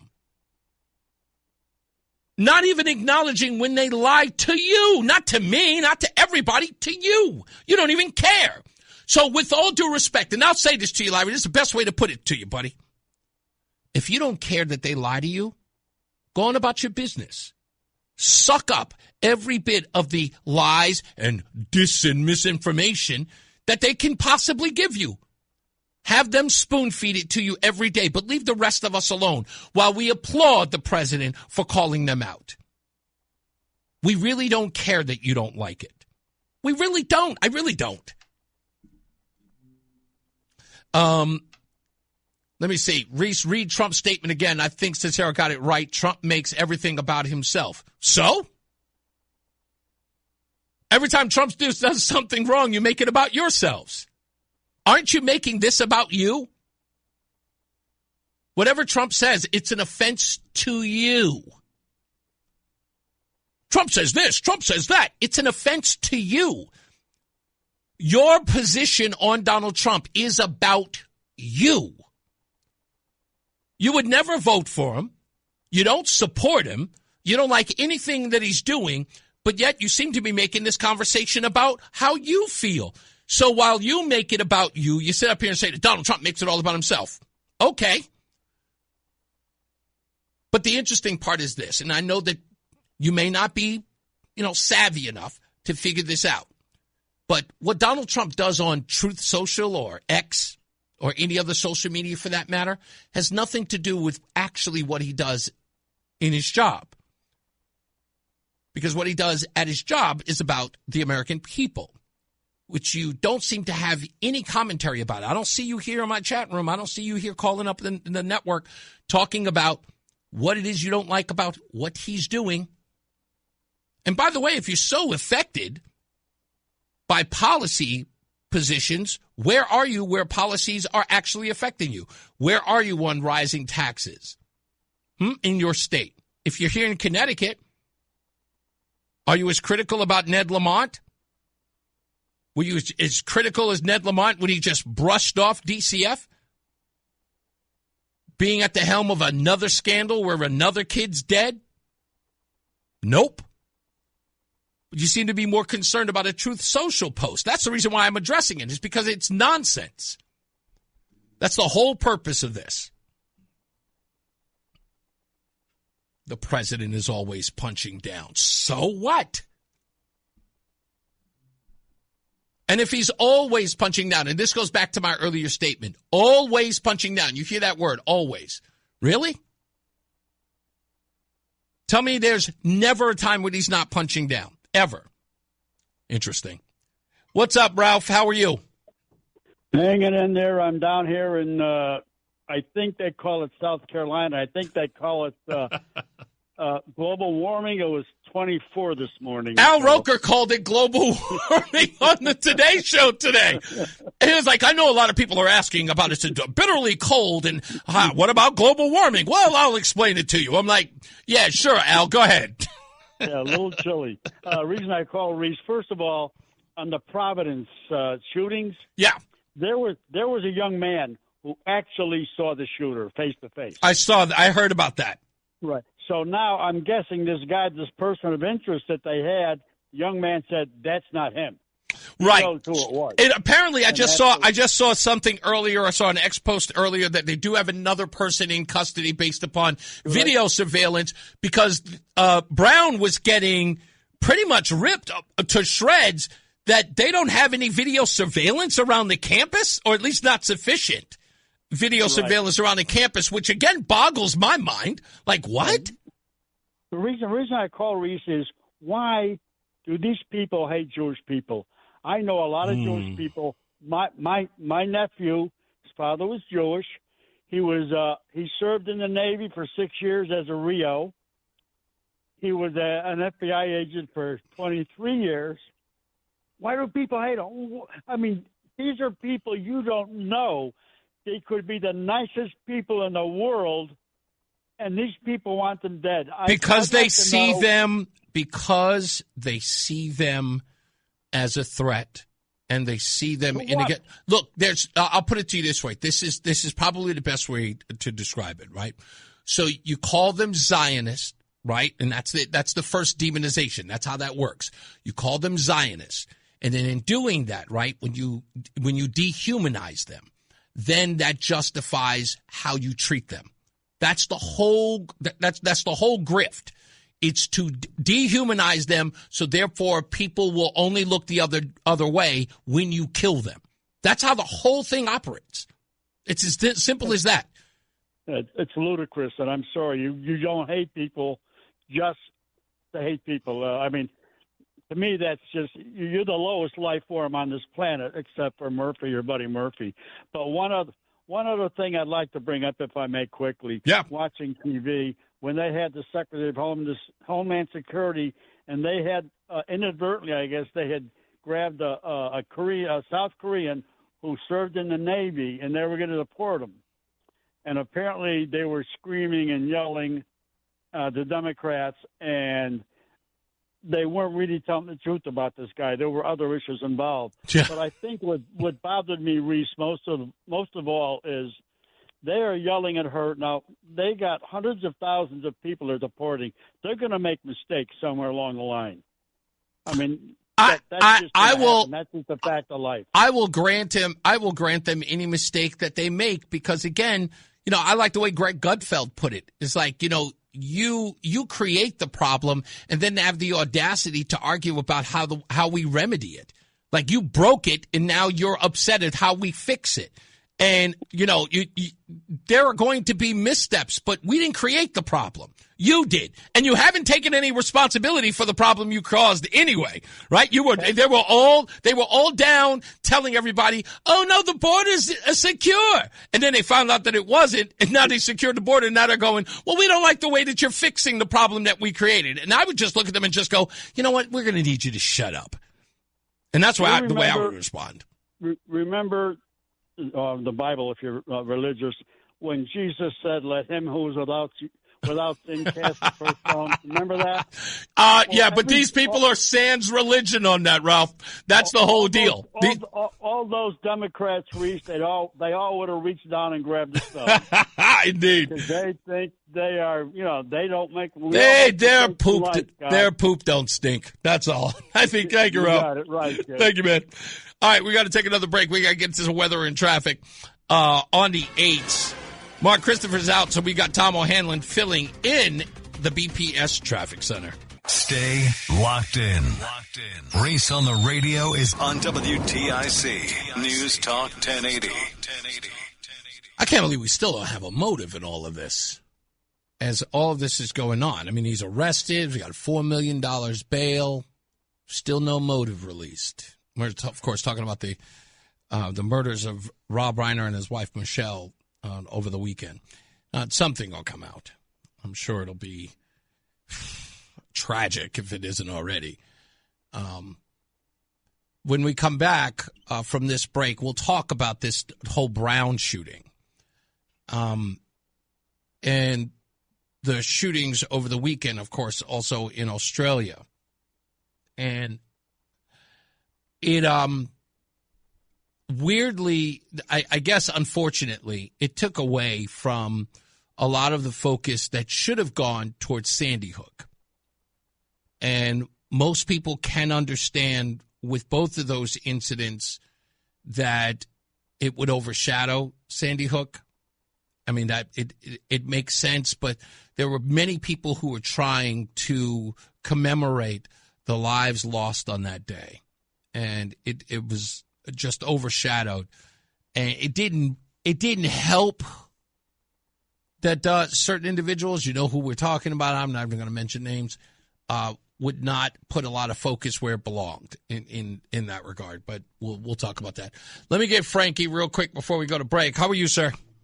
Yeah, there are a few things. Number one, I'll talk about Friday first quickly. Two important things were said. The Federal Reserve, they didn't use the word quantitative easing. In other words, they're back to printing money. And when right. when you print money, it devalues the dollar. The answer is gold. Second, this is very important, maybe the most important thing you will hear on the station this year. J.P. Morgan, they've been shorting gold for decades, manipulating it, illegally paying $1 billion in fines. Okay. Last month, they sold out of this short position, bought $22 billion worth of silver at $60 an ounce. They believe silver is going to go to a historic ratio to gold. What is that ratio? 15-1. They're predicting silver to go to about 300. Get a truck and back it up and start buying silver before it's too late, because then you won't be able to afford to buy silver. That's right. Third, the government said something to that Jewish professor in Brown. What did he say to him? Happy Hanukkah? Merry Christmas? I don't think so. Yeah. How about Allah Akbar? God is great. And number four, what happened in Australia, there were female cops. What did they do when the shooting started? They ran and hid. I heard. You know it. Right. Women don't belong on the police force. They belong in the kitchen, in the bedroom. You know that. Why would you? You didn't even have to add that, Frank. Come crying out loud. And that goes double for a black woman. Now, and stop running your mouth going back and forth. Get back in the kitchen and bedroom where you belong. I'm done with you. All right. Get out of here. Get out of here. The views expressed are those of Frank and Woodbridge. Don't even come my way with that, ladies. Don't even. I would never say that. Never. Although I tried my best to stop it. Let's get another check of traffic and weather. Tom O'Hanlon's in for Mark Christopher in the BPS Traffic Center. The NAACP calls him, whoa, I don't think I'm allowed to read this. It's Reese on the radio. Let's just say some people are not fans. On News Talk 1080 WTIC. Hey, we're back. Reese on the radio. Hey, I just saw Dick Blumenthal on the screen there.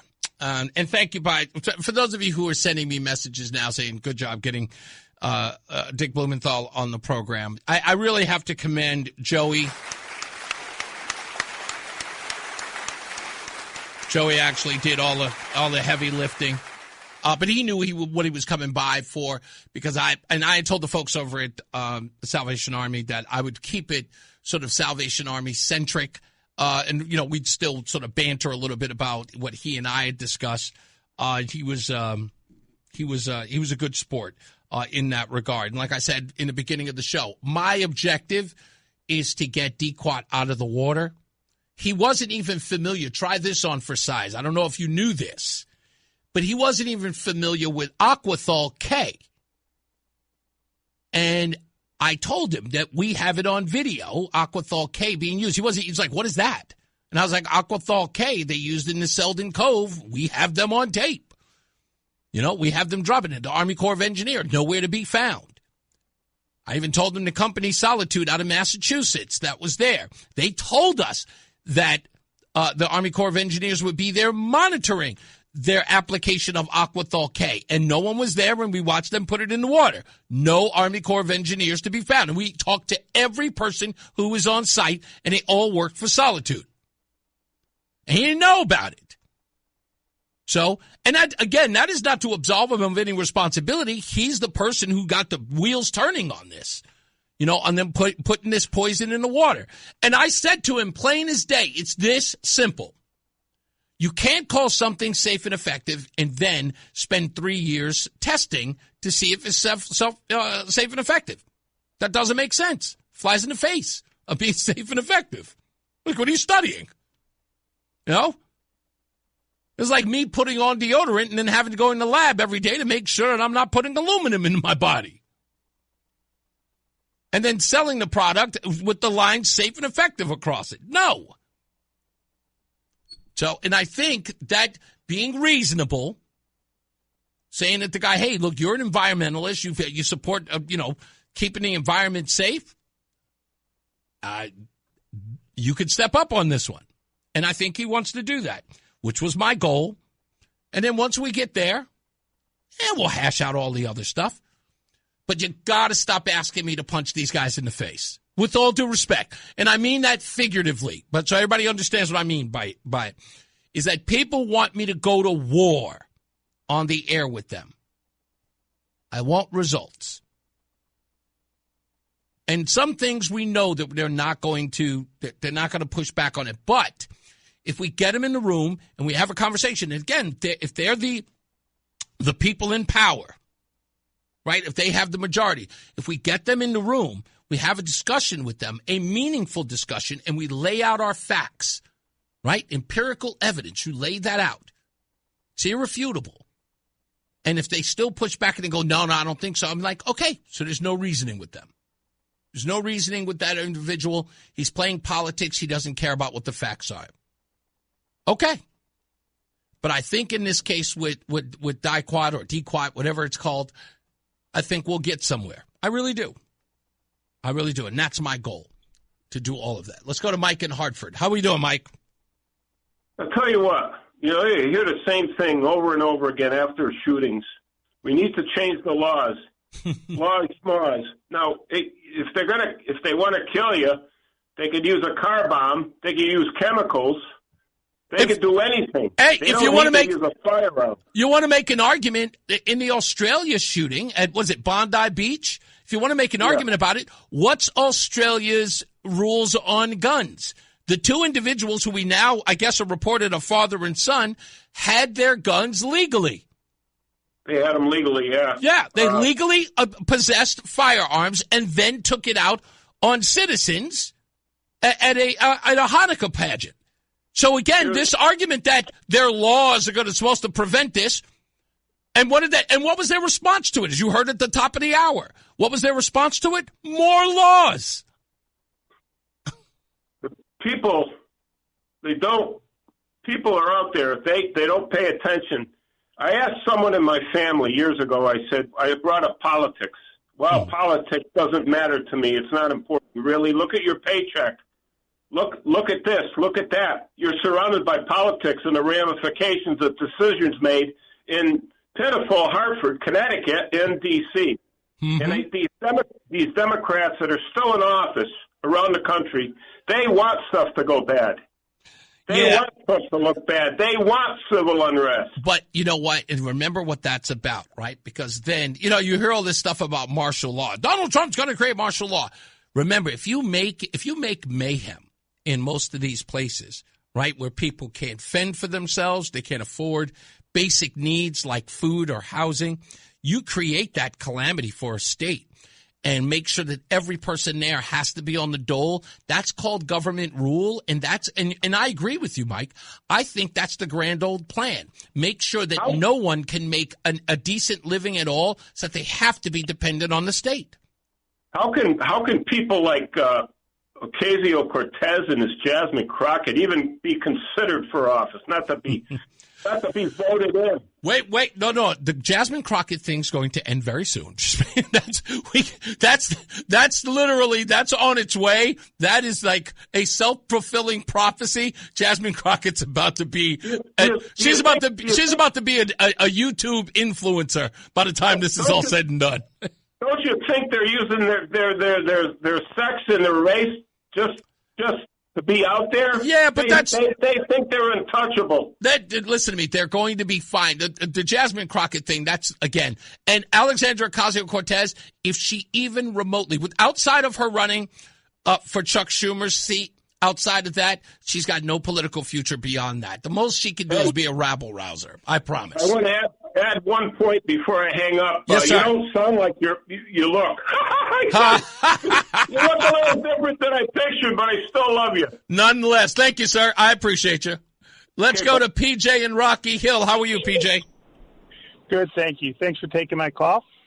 On a different subject, I wanted to talk about the dealership prep fees that we have to pay today. I find it very interesting, though. Many years ago, you'd buy a car and they tell you they got the prep fee because they had to send somebody into the DMV to register your car. Right, because and I'm almost certain, because I remember when I bought my Altima back in 2016, I think it was. They had everything right there, my license plate and the whole bit. Right. So it's all done online now. So and when I bought my Altima about the same time frame, I even emailed, and I can't remember who on the state rep was, but I asked them, are we going to look at this because to pay $650 for a prep fee that they no longer have to go into the DMV? Holy moly! You look at the prices of prep fees now; they're well over $600 or more. Now it's a one-time fee, though, but nonetheless, they're tacking that onto the price of the car. They are, and I don't think it's I personally don't think it's fair, and I don't think it's a legitimate charge because they're doing everything right there at their desk. Right, exactly. And and I'm telling you, I remember, it's so funny you mentioned that. You brought me right back to the moment I got my car.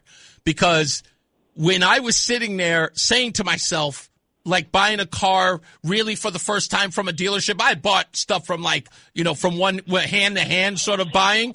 But this was the first time I ever bought it from a dealership. So I'm sitting there, and the first thing, like we had been there for hours, as you always do. And I remember saying to myself, oh, damn, I can't drive this car home. I don't have a plate. And then I was waiting for him to say, no, he said, we got you covered. And in my head, I'm going, oh, you're going to give me a temporary plate? He goes, no, we got a plate right here for you that's already registered with I'm like, what? Because I never purchased the car before from a dealership. So I'm like, oh, really? I don't have to go to the DMV? They go, no, we got you covered right here. So I'm like, oh, okay. He said the only thing you'll have to do is go get your registration. I guess I had to go to the DMV for that. But I was just stunned by that they could do that right there. But you know what? I did not look at whether or not that fee was actually tapped on. Is that something new? No, it's been there for a long time. And then, so we've gone from, we used to be a couple $100. Now we go up to, the last time I bought my car, which was 2 years ago, it was $650. Wow. And so, I challenged, I fight to at least, get that off the price of the car. They won't take the prep fee, but they'll bring it down, So you'll haggle sort of the difference in the actual price of the car. I will. I'll fight for it. Yeah. Well, no, that's a good thing for people to know because look at me. Guys like me didn't even know it was there. It's there. Just like window etching. You buy a used car, they try to nab you again on the window etching. Make sure you look. That's a good point. Thank you for that, man. I appreciate it. And right, it is something we should look into. But if you can actually haggle, if we can't get it, through the legislature, if you can haggle to sort of make that difference, you should do it. Oh, absolutely. Thank you, man. I appreciate that. Thanks, Thank you. You got it. Let's go to, who do we got? Let's go to Lisa calling for Cheshire. Hello, Lisa. Hello there. Thank you for taking my call. My pleasure. What's up? I was just thinking to myself, as I'm driving, and I hear you mention Democrat and stuff like, do you know, every time I hear that word or see that word, whatever, the hair stands on top of my head, and I just think, Satan, get behind me. What? What? Wait a minute. Serious. What word? Get the hell behind me. What word Democrat. is Democrat? Yes. My hair stands on my head, and I just get this weird feeling, devil, Satan, get behind me. What? Get the hell behind me. What you're just triggered by the mere mention of the word Democrat. The mere mention. I says, I'm just going to call in and just say it. They're evil. I'm afraid of them because they're underhanded. I'm just scared. Okay, so let's talk a little bit about that, Lisa, because I've got a little time with this. I want to pull you away from seeing them as evil because this may put you at a paranoid state. And if I'm hearing you correctly, you're kind of there. Yes. Am I right? Kind of. Okay. Yes, you're all right. Okay. No, it's okay. It's okay. It is all right. I want you to deal with Democrats in a place where I've had to deal with them. And I've been, when I say immersed, I've gone to their protest and communicated with them. And I have an unfair advantage than most people.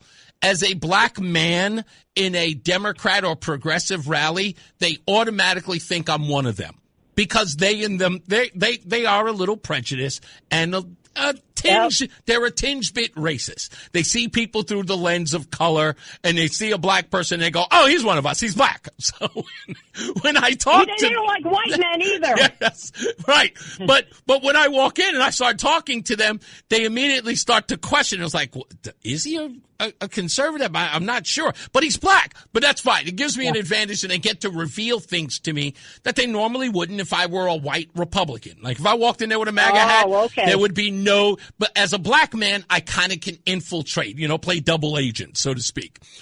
But here's what I learned from them, Lisa, and it's true. It's not about evil with them. One young man at a Texas No Kings rally said this to me, and he was very honest. He says, "We are morally superior than MAGA." That's what he said. We are. And why does he think that? Because he cares about his fellow man, and you only care about yourself. And this is what makes him morally superior. Because he has decided in and of himself that he is going to take care of the world. He's going to make the world a better place and put it in his own vision or have it sort of make itself in what he sees as a more prosperous and fruitful world where each man cares for each other and everybody else will be imprisoned or excised from our society. That's where he is. Now, you can see that and say, "Oh my God, that sounds evil, Reese." It might be. It might be. I'm not saying that these individuals wish to take your life themselves, but they don't believe that you are worthy of this utopia because you are too self-centered. Now, with that information, now you have to go through life talking to them, understanding that's who they are. So here's what I would say to you so you no longer have to fear them. Talk to them without telling them that you're a conservative. Almost approach them as if you are one of them and then listen to what they have to say. Just nod your head and just go, because what they want is affirmation. So just nod your head like you would a child. "Oh, that's interesting. Okay. All right." And just answer. Ask them very base questions. Don't push back on them with your ideology. Just ask them, and what would that mean? And how do you see that future? So you can understand them. Because you do not fear what you understand. You only fear the things that you don't. So what you need is an education into what they think so you can know if they are a threat or not. Do you want to try it? Yeah. I will. I think it'll be helpful. But I'd be too scared. No, it's okay. You don't have to be scared. Not only you don't have to be scared. The only thing that you should be fearful of is whether or not you're going to listen to them, and all of a sudden you're going to be so enraged you're just going to go, "I'm MAGA, you idiot!" Like if you end up screaming at them. No, Just be patient and listen to them, hear them out, because the thing that we need. Look, I had a socialist on. What was his name? Nate Simpson on the show. People said, "Why would you have him on?" Because I need to understand why he thinks the way he does and where it comes from. Because we have more ammunition. They're handing us their playbook. They're telling us what they think. So we should listen because we can't combat it unless we know what they think. We can't. Yeah. But they act so freaky on TV. They have these parties and the dances and the trance and all that. That's okay. Listen, in order to defeat them politically, we have to understand them. If we run in fear, we allow them to run roughshod over all of us. And so that's why we need to focus. We need to get inside and understand exactly what goes on, because then, and trust me, they are willing to tell us what they think. I promise you. They want to tell us what they think. Oh, yeah, I'm sure. Thank you. But I don't know any, and I can't go up to them. And don't worry. Listen, you ride with me. Ride with me. We're going to take care of that. All right? Thank you, dear. I appreciate you. Hey, Reese. Yes, real quick. I never knew you were black. You're telling me you're a black man. I always thought you were white, but you know what? That's pretty cool. I'm loving it. You got it. Let's take a break. Let's get to Tom O'Hanlon. He's filling in for Mark Christopher. He's in the BPS Traffic Center. The hour that packs a punch. It's Reese on the radio on WTIC News Talk 1080. I got to make sure before we get out of here, I want to talk about manufacturing. It's because of the story that was written about the Ford CEO and what he's doing with some of their part-time employees. But there was something interesting I learned about manufacturing as it pertains to Gen Z. We'll talk about that in a little bit.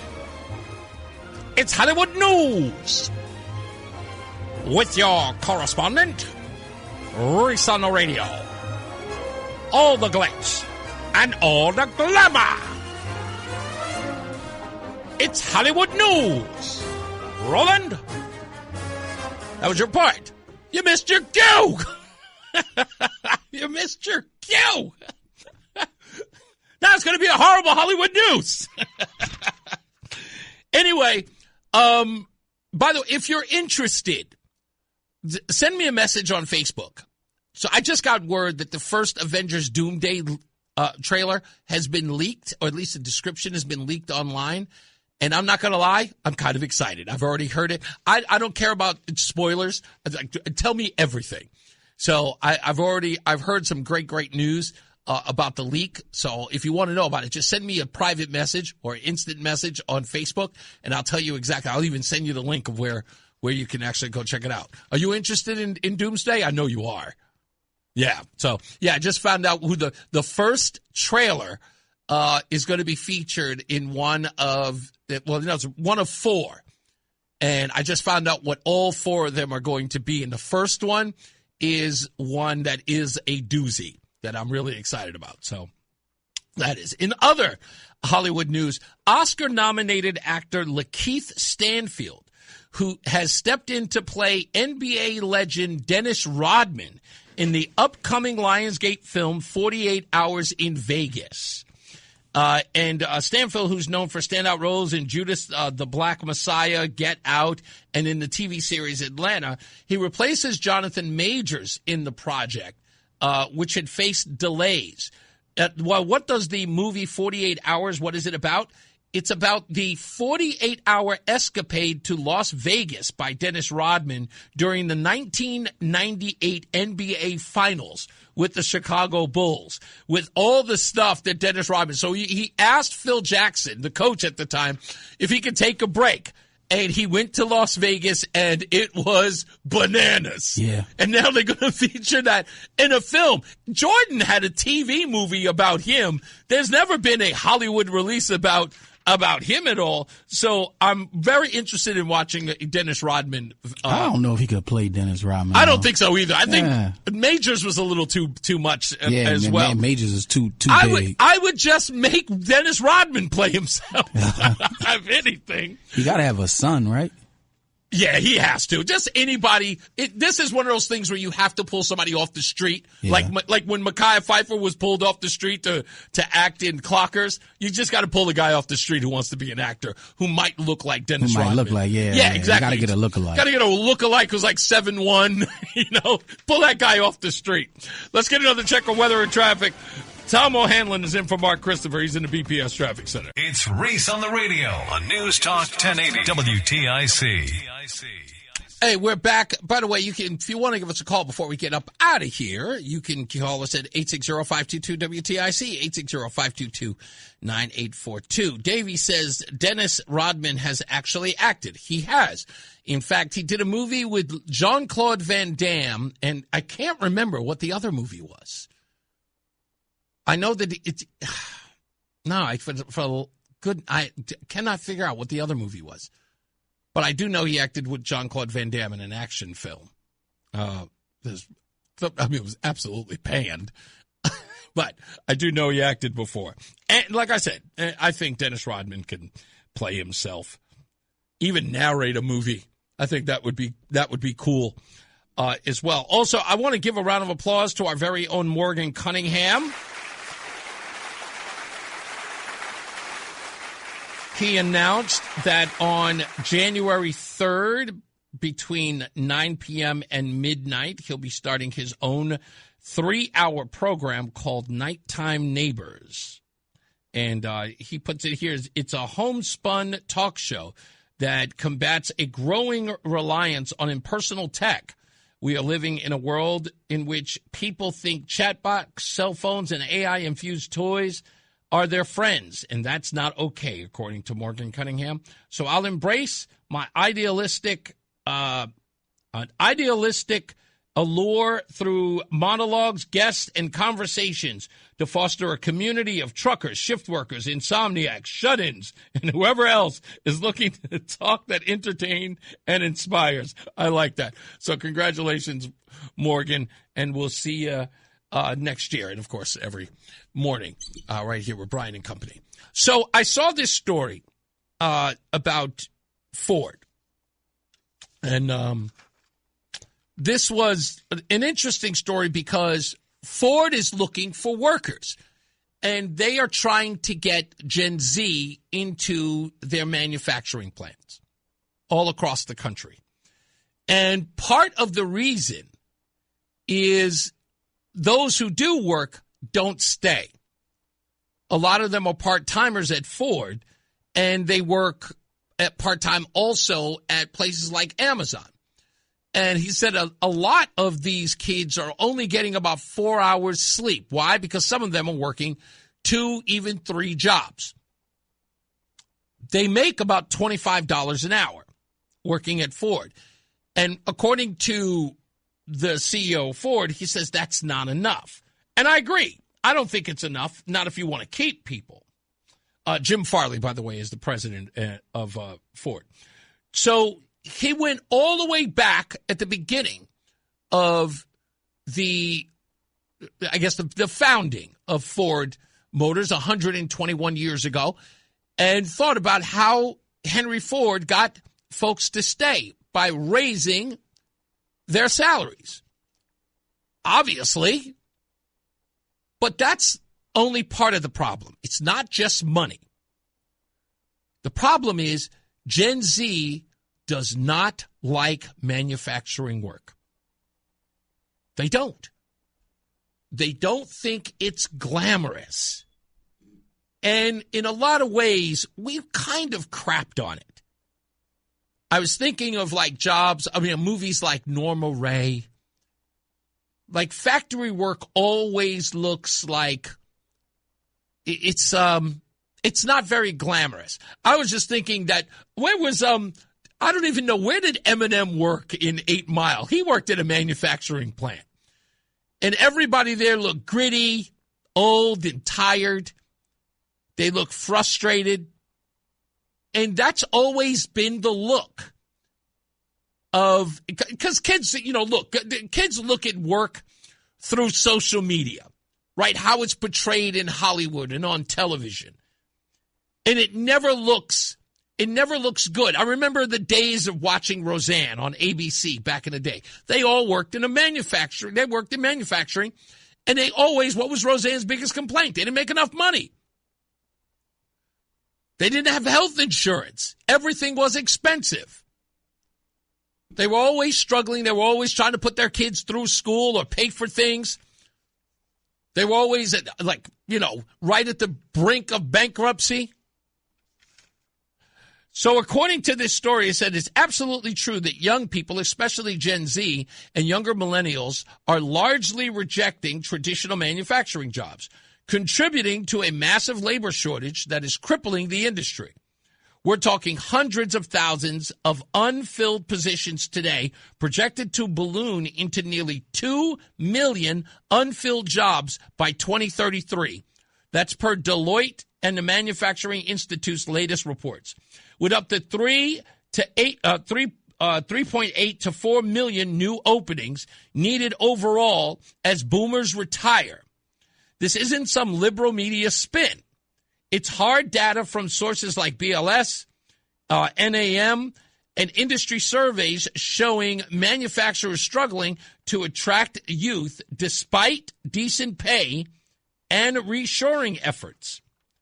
Critically digging here, while Gen Z is flocking to other blue-collar trades, be it construction up 23%, HVAC vehicle repair up 7%, vocational enrollment surging to 16% recently, kids are ditching college debt for six-figure flexibility. And status gigs, or boss status gigs that are glorified. Factory work specifically gets a cold shoulder. Only about 14% of Gen Z say they'd consider industrial or manufacturing roles, and polls show just 25% of Americans overall think they'd be better off in a factory. Perception is killing it. Outdated stereotypes of dirty, dangerous, and monotonous assembly lines persist, even through modern plants that are clean, tech-savvy, or tech-heavy, with robots, AI, simulation software. Here's the rejection, or why they claim that there is rejection. Of course, the outdated image and boredom. Young folks envision Dickens-era sweatshops, according to reports. Career growth and development. Top reason Gen Z plans to leave or avoiding entering or perceived lack of advancement, training, or skill building. They want clear paths, mentorship, and room to innovate, not rigid what?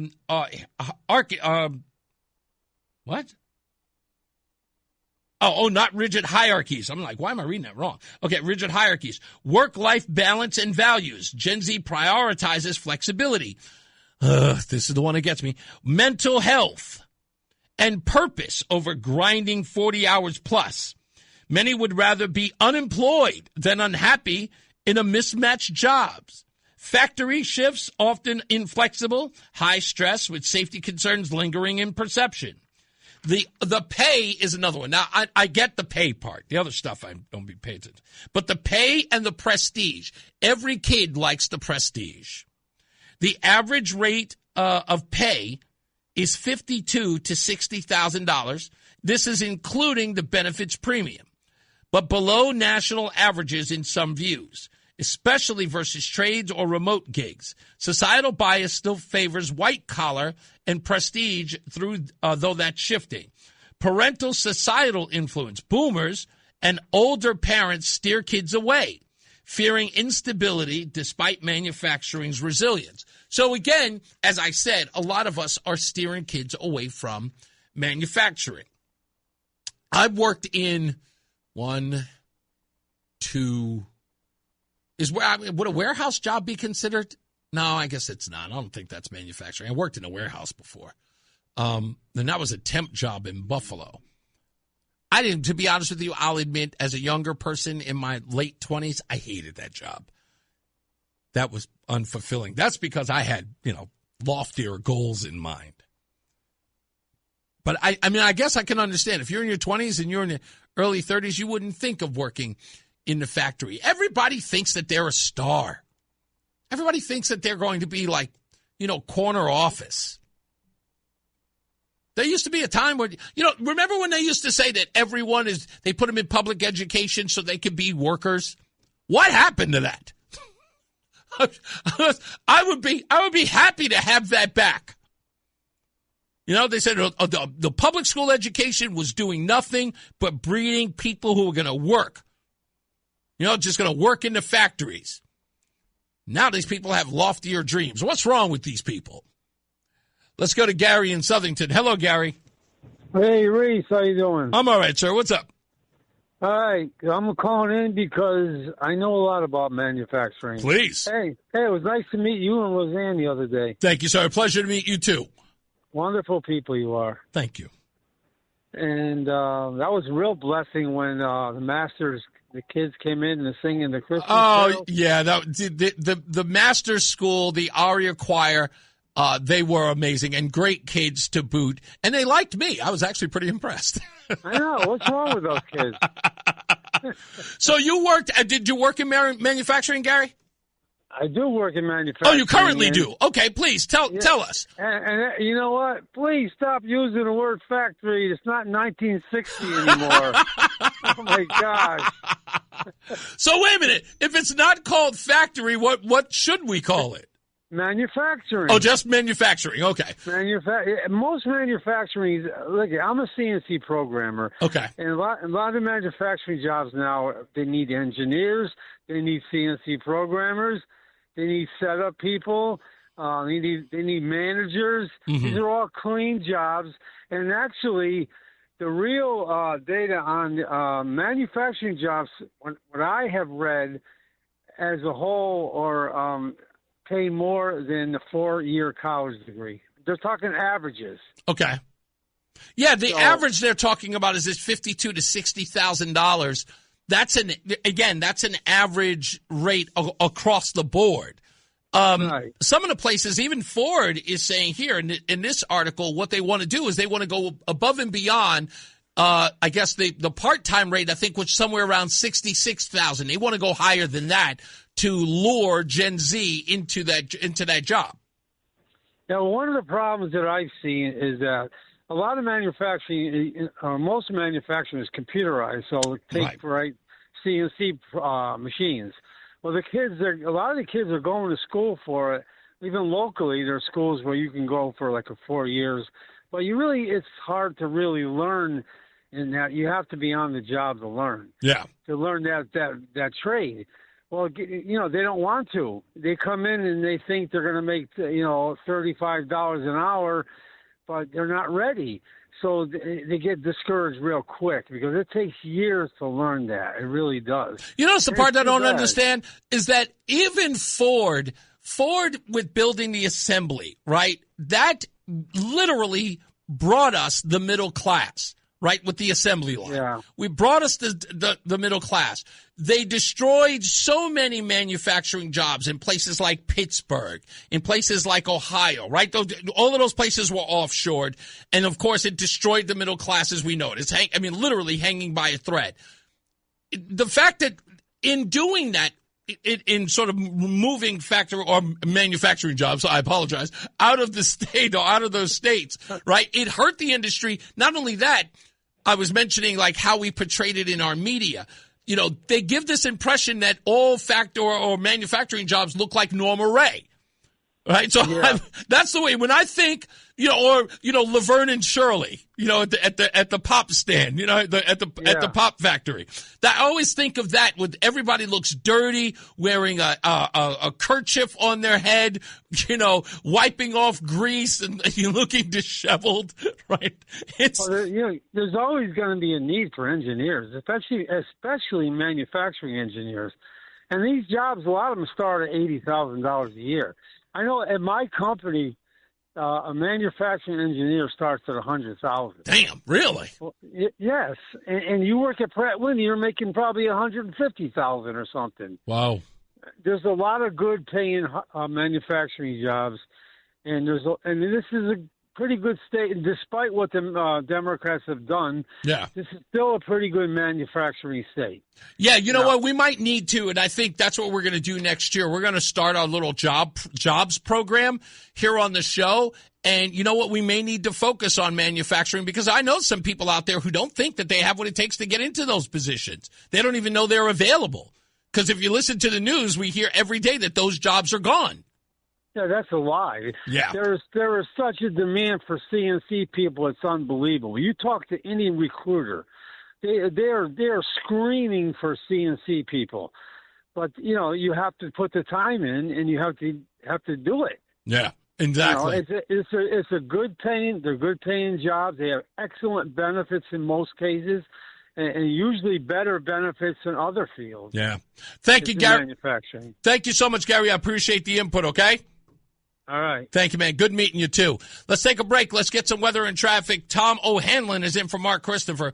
He's in the BPS Traffic Center. We'll be back. The Odyssey app lets you jump back to the moments you missed from WTIC News Talk 1080. Download the free Odyssey app. Search WTIC News Talk 1080 and tap earlier today to get started. Yeah, make sure you do that so you can catch all of the show, everything from the opening monologue where we talked about my interview with Richard Blumenthal and those who thought it would never happen, even to my sort of dissertation of the truth post by Donald Trump about Rob Reiner. Speaking of which, stand by.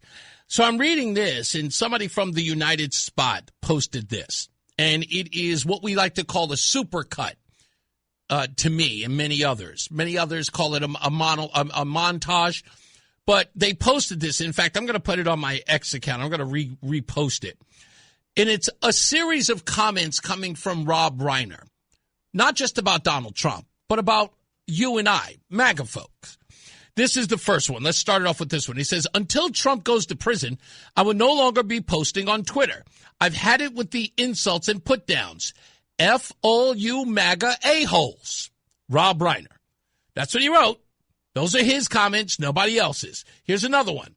Donald Trump is a rapist who led a deadly insurrection to overthrow the United States government. His followers don't care. He is about to become a convicted felon. His followers don't care. If we want to preserve our democracy this November, the rest of us must care. These are all the things that he wrote, right? Rob Reiner also wrote, this was May 16th of this year. Trump flip-flops. He does 180s. But the one thing he's consistent with is that is every day he breaks the law. This coming again from Rob Reiner.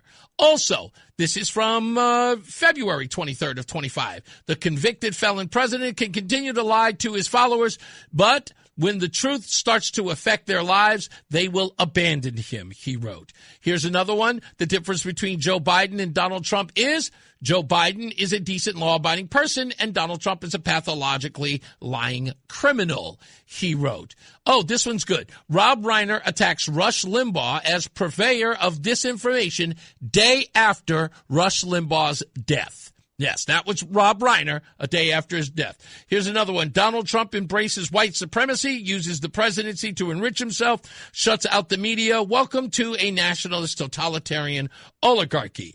That is another tweet by him. The day after Rush Limbaugh died, Hollywood filmmaker Rob Reiner attacked the late conservative host as a purveyor of disinformation, saying that Americans must protect democracy from others like him. Yeah. So, again, there was no kind words for individuals after they died. None. At all. Talk about punching down. Rush Limbaugh was in the grave. Could you punch more down? And now you'll probably say, well, Donald Trump should be better than that. Hell no. No. This is what I say. We should always meet people with the same amount of energy that they give us. Always. If they're not going to bother to be kind and respectful to you, why should you? Like, why would it be incumbent upon you? Nonsense. Let's get another check of traffic and weather. We'll be back. We'll see if there are any more in here that are interesting. Let's get back to Tom O'Hanlon, filling in for Mark Christopher in the BPS Traffic Center. What's up, everybody? You know who it is. You know who it is. You know who it is. It's Reese on the radio. Frederick Douglass of the 21st century. It's WTIC News Talk 1080. Hey, we are back and about to get up out of here. Don't forget, if you haven't heard, gubernatorial candidate Ryan Fazio will be on the program on Friday when we are live at the Avon Old Farm Hotel. And we'll be there, of course, for the holiday store. So if you'd like to come on out, please do. You know where it is. Come and visit us. We'll be there from 2 to 6. We have some other interviews there as well. If I remember correctly, I think Netzie is coming out from the Marshall House. Can't wait to see her and talk to her, and for you guys to learn what she does there. Had so many great conversations with her, having met her twice. Can't wait till she comes on the air to come hang out with me. I'm gonna talk to her about a whole bunch of stuff when she comes to the studio, or it comes to Avon Old Farms, for that matter. So we'll talk to her about that. So we got Ryan Fazio. I know we have Netzie Jimenez, who's going to be there as well, and plus a whole bunch of other things. And I'm sure you folks will come by, drop off donations. Don't forget to also go to 31333. Text WTIC to 31333. And you can donate. You can do it actually periodically. You can put it in there for a bi-weekly, bi-monthly, and all that good stuff. Yearly even if you want to make a donation. But we're trying to get that number up to $30,000 this year. Last year we got it up to $25,000. So text to give at WTIC at 31333. So get that done. Dr. Steve is back. And I can only assume, Doc, what you're calling about. What do we got this time? I can't wait to see if you're correct or not. But before I say anything, whatever you say about Rob Reiner, can we agree that Spinal Tap is one of the greatest movies of all time? Well, yes, I will say that. But in my view, I'm sorry, on my top 5 list is The Princess Bride. I love that movie. Oh, totally fair. It would be hard for me to put Princess Bride beneath Spinal Tap. I'll agree with you to put them on the same tier. Yeah, absolutely. All right. So my comment is, I appreciate that many of the comments that Rob Reiner said were off color. They were petty, etc.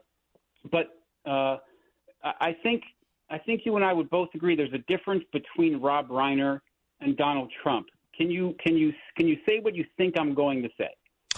I'm going to go with. I don't mean to put you on the spot. No, that's okay. I don't know what you're going to say about this, but I will say this: I do not believe. Do I believe that the two men are different in some way because of as far as their stature is concerned? My answer is no. Okay, well, if your answer is no, I will say my answer is yes. Okay. I would say that however much you might challenge what Rob Reiner said, Donald Trump is the president of the United States of America. He's the most powerful man in our nation, arguably the most powerful man on earth. And what kind of person can go on? What kind of narcissistic, petty, thin-skinned, vindictive loser can make an attack on a dead man while he's the president of the United States? I mean, Wait. Hold on. I think, listen, the bottom line is, dude, you got to get what's coming to you. Rob Reiner. Okay, so let's take Rush Limbaugh versus Rob Reiner. Who would you consider? No. Reese, we're not, though. Why not? Talking about Rush Limbaugh. I'm talking about what Donald Trump did first against a dead man. What did he do? Listen. Donald Trump is the president of the United States. But what did he do? I don't know how you can defend him. I'm going. If you give me an opportunity, Dr. Steve, I will. And I'm not even defending Donald Trump. I'm calling it.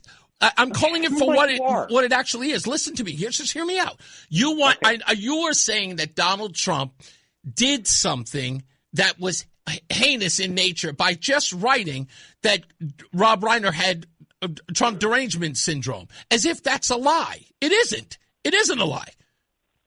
And he clearly did. He went above and beyond to not just attack his presidency, but he actually put sweat equity and his own money to undermine his office. He helped congressional Democrats completely sabotage, if not overthrow, the president of the United States with a false Russia claim. He was active in that.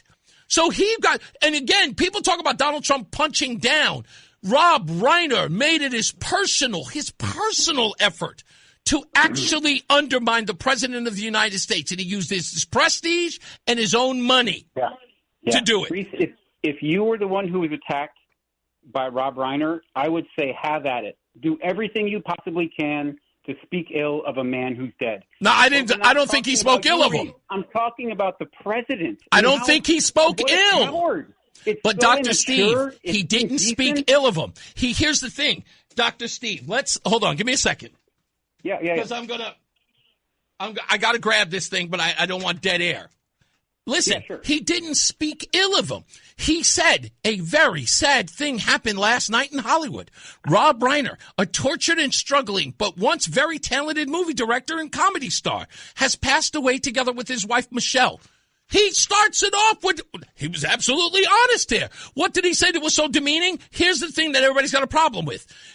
Reportedly due to his anger caused others through massive, unyielding, and incurable affliction with the mind-crippling disease known as Trump derangement syndrome, sometimes referred to as TDS.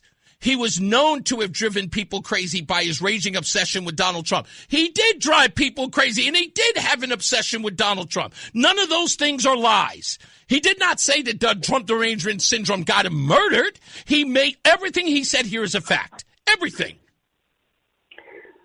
I think a more mature, decent man would not have to call those quote-unquote facts to bear on the day of a man's death. And it makes me like I wish that our leaders would be people that would inspire the youth of today to see what being mature, decent, kind is. Like I'm Obama? the exact opposite of that. Again, let's not go to different people. I'm focusing on the man who is currently. You're talking about the office of the President of the United States, right? The office of the President of the United States, and you're holding Donald Trump to a higher standard as President of the United States than you're willing to hold don't think others. That's true. I mean, you've seen what he's written like on Easter. The messages he sends on like national holidays, where he throws who's he throwing under the bus? He throws me under the bus for disagreeing with him on freaking Easter. But wait, man. wait, hold on. You have to understand, right? There is nothing beyond the pale that people aren't willing to throw at Donald Trump, even so much as to call him a murderer, right?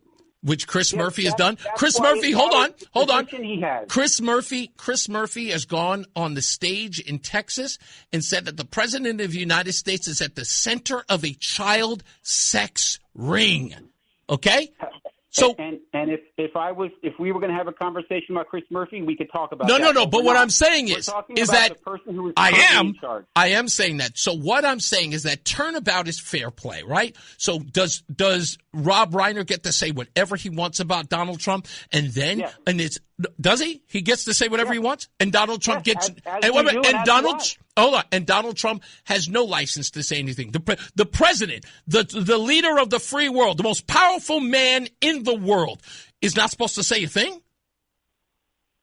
I think that can you agree that there's something immature and thin-skinned about the action? Well, then and I'll tell you why. Here's why, Dr. Steve. Here's the reason why. Yeah. Here's the reason why. I refuse to. Want your kids to behave like that? Honestly, wait, my kid? Whoa. See, again, I'm going right back to people talking about this, and this was said during the Hillary campaign. This was said. Yeah. Hillary, in fact, put out a campaign that said, "Our children are watching." The things that Donald Trump says. And then imagine that after the guy gets into office, people are running around saying that Donald Trump's going to bring back slavery. Not once did anybody bring back the Hillary ad and say, we shouldn't be talking like this about our kids. People said that he was a threat to democracy. Whoa. He was a threat to democracy. People said that if he's elected. Right. Wait. Of course you are. You're allowed to say anything that you want, but what you want is a submissive president who says nothing and just lets it fall off his... No, there's a big difference between being submissive and being powerful. Okay, so how about this one? Let's try this on for size, Dr. Steve, just so we can get... Jesus, what would Jesus do? Would Jesus... Donald Trump ain't Jesus. Let's not... Hold on, I thought we weren't comparing. You stopped me... Go ahead. Dr. Steve, you stopped me at every road where I tried to compare, and you said, well, let's not compare, and now you're comparing to Jesus. So, I did throw Jesus out there. For that I'm wrong. You told me I couldn't.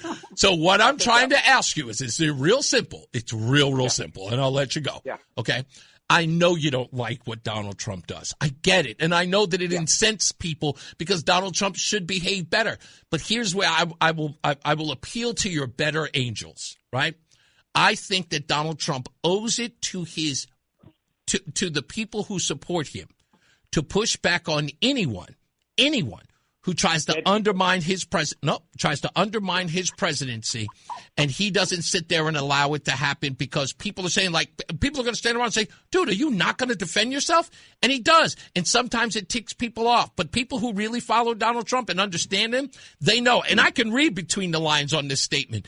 He said, rest in peace. May Rob and Michelle rest in peace. He said a very sad thing happened last night. He talked about how it was tragic that what happened to them. You may not like the Trump derangement syndrome thing, but everyone is ignoring the fact that he said, may they rest in peace.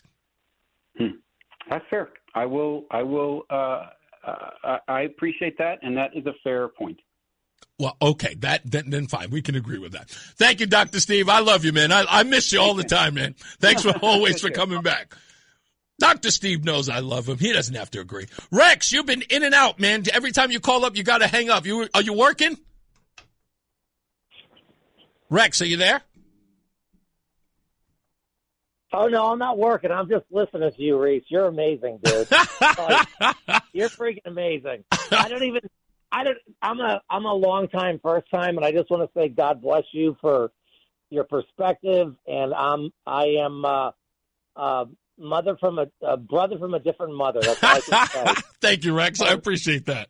No. And so, listen, man, growing up in the Farmington Valley of Connecticut, and I know you're newer here, just great state. But let me tell you, man, what is going on right now and the political environment, and you nailed it with Chris Murphy. And thank God that you brought Blumenthal on. Listen, we live in a very, very blue state. Yeah. I get that. I am not living on that side of the spectrum. I've been here my entire life, 63 years. All I can say is that it just seems like we need more balanced discussion. We don't have any balanced discussion. I don't care if you're left or right. We don't have it. That's what I'm trying to do here. And again, listen, Rex, people like you who call up, and I totally love it, and thank you for making this your first time. But I tell people all the time, I do this program, which might be in a lot of ways an echo chamber because a lot of conservatives look, but I appeal. I talk directly to liberals because I know that they listen in vast quantities. They listen. And I tell them all the time, you guys don't want to have a spirited discussion on this because when you do, you always fall short. But you know what? I'll keep inviting you back. I will never. I'll never shun you. No, you do, but you do it with facts and you do it with grace. And the thing that I like today, the whole discussion around what President Trump. Yeah, it's President Trump. That's right. Not Donald J. Trump. He's the president of the United States, okay? The way you articulate what he said about Rob Reiner, and listen, I'm old enough to have remembered, Archie Bunker. I remember that, okay? But the point is, Trump wasn't being disparaging and mean to Reiner. The reality is that Reiner has been brutally intense to Donald Trump for all the years he was in office. Indeed. And Donald Trump was leaps and bounds more forgiving to Rob Reiner than Rob Reiner was ever to him. Absolutely. God bless you. Thank you, man. Thank you for taking my call. I will be calling more often. I can't wait to meet you in person. Thank you, sir. You got it. We got to get up out of here. Thank you so much. Beckman says you're 100% correct. What did Craig write? Craig said, I had 3 people in business try to ruin me and my family professionally, financially, and personally. Being dead doesn't give any of them a pass if asked. And I said, if I were to read this, I don't understand what the outrage is about. I don't get it. And I know it's reaching. I know what it is. It's like, Trump made this about himself. Did he, though? I don't think so. He said, rest in peace, Rob and Michelle. All right. As I always say, radio was free, so we thank you for paying attention. Remember to keep JC in your hearts and in your mind. Sean Patrick, we love you. I miss you. Remember that panic is not planning, so plan your work and work your plan. I'm Reese on the radio. You have a good night, a pleasant tomorrow. We'll see you at the Avon Old Farms Hotel. I got to remember to say Old Farm. We'll be there tomorrow at 2 o'clock. Come on by and say hello for the holiday store. Mark Christopher's out, but we got Tom O'Hanlon. He is getting you home in the BPS Traffic Center. Good night, guys.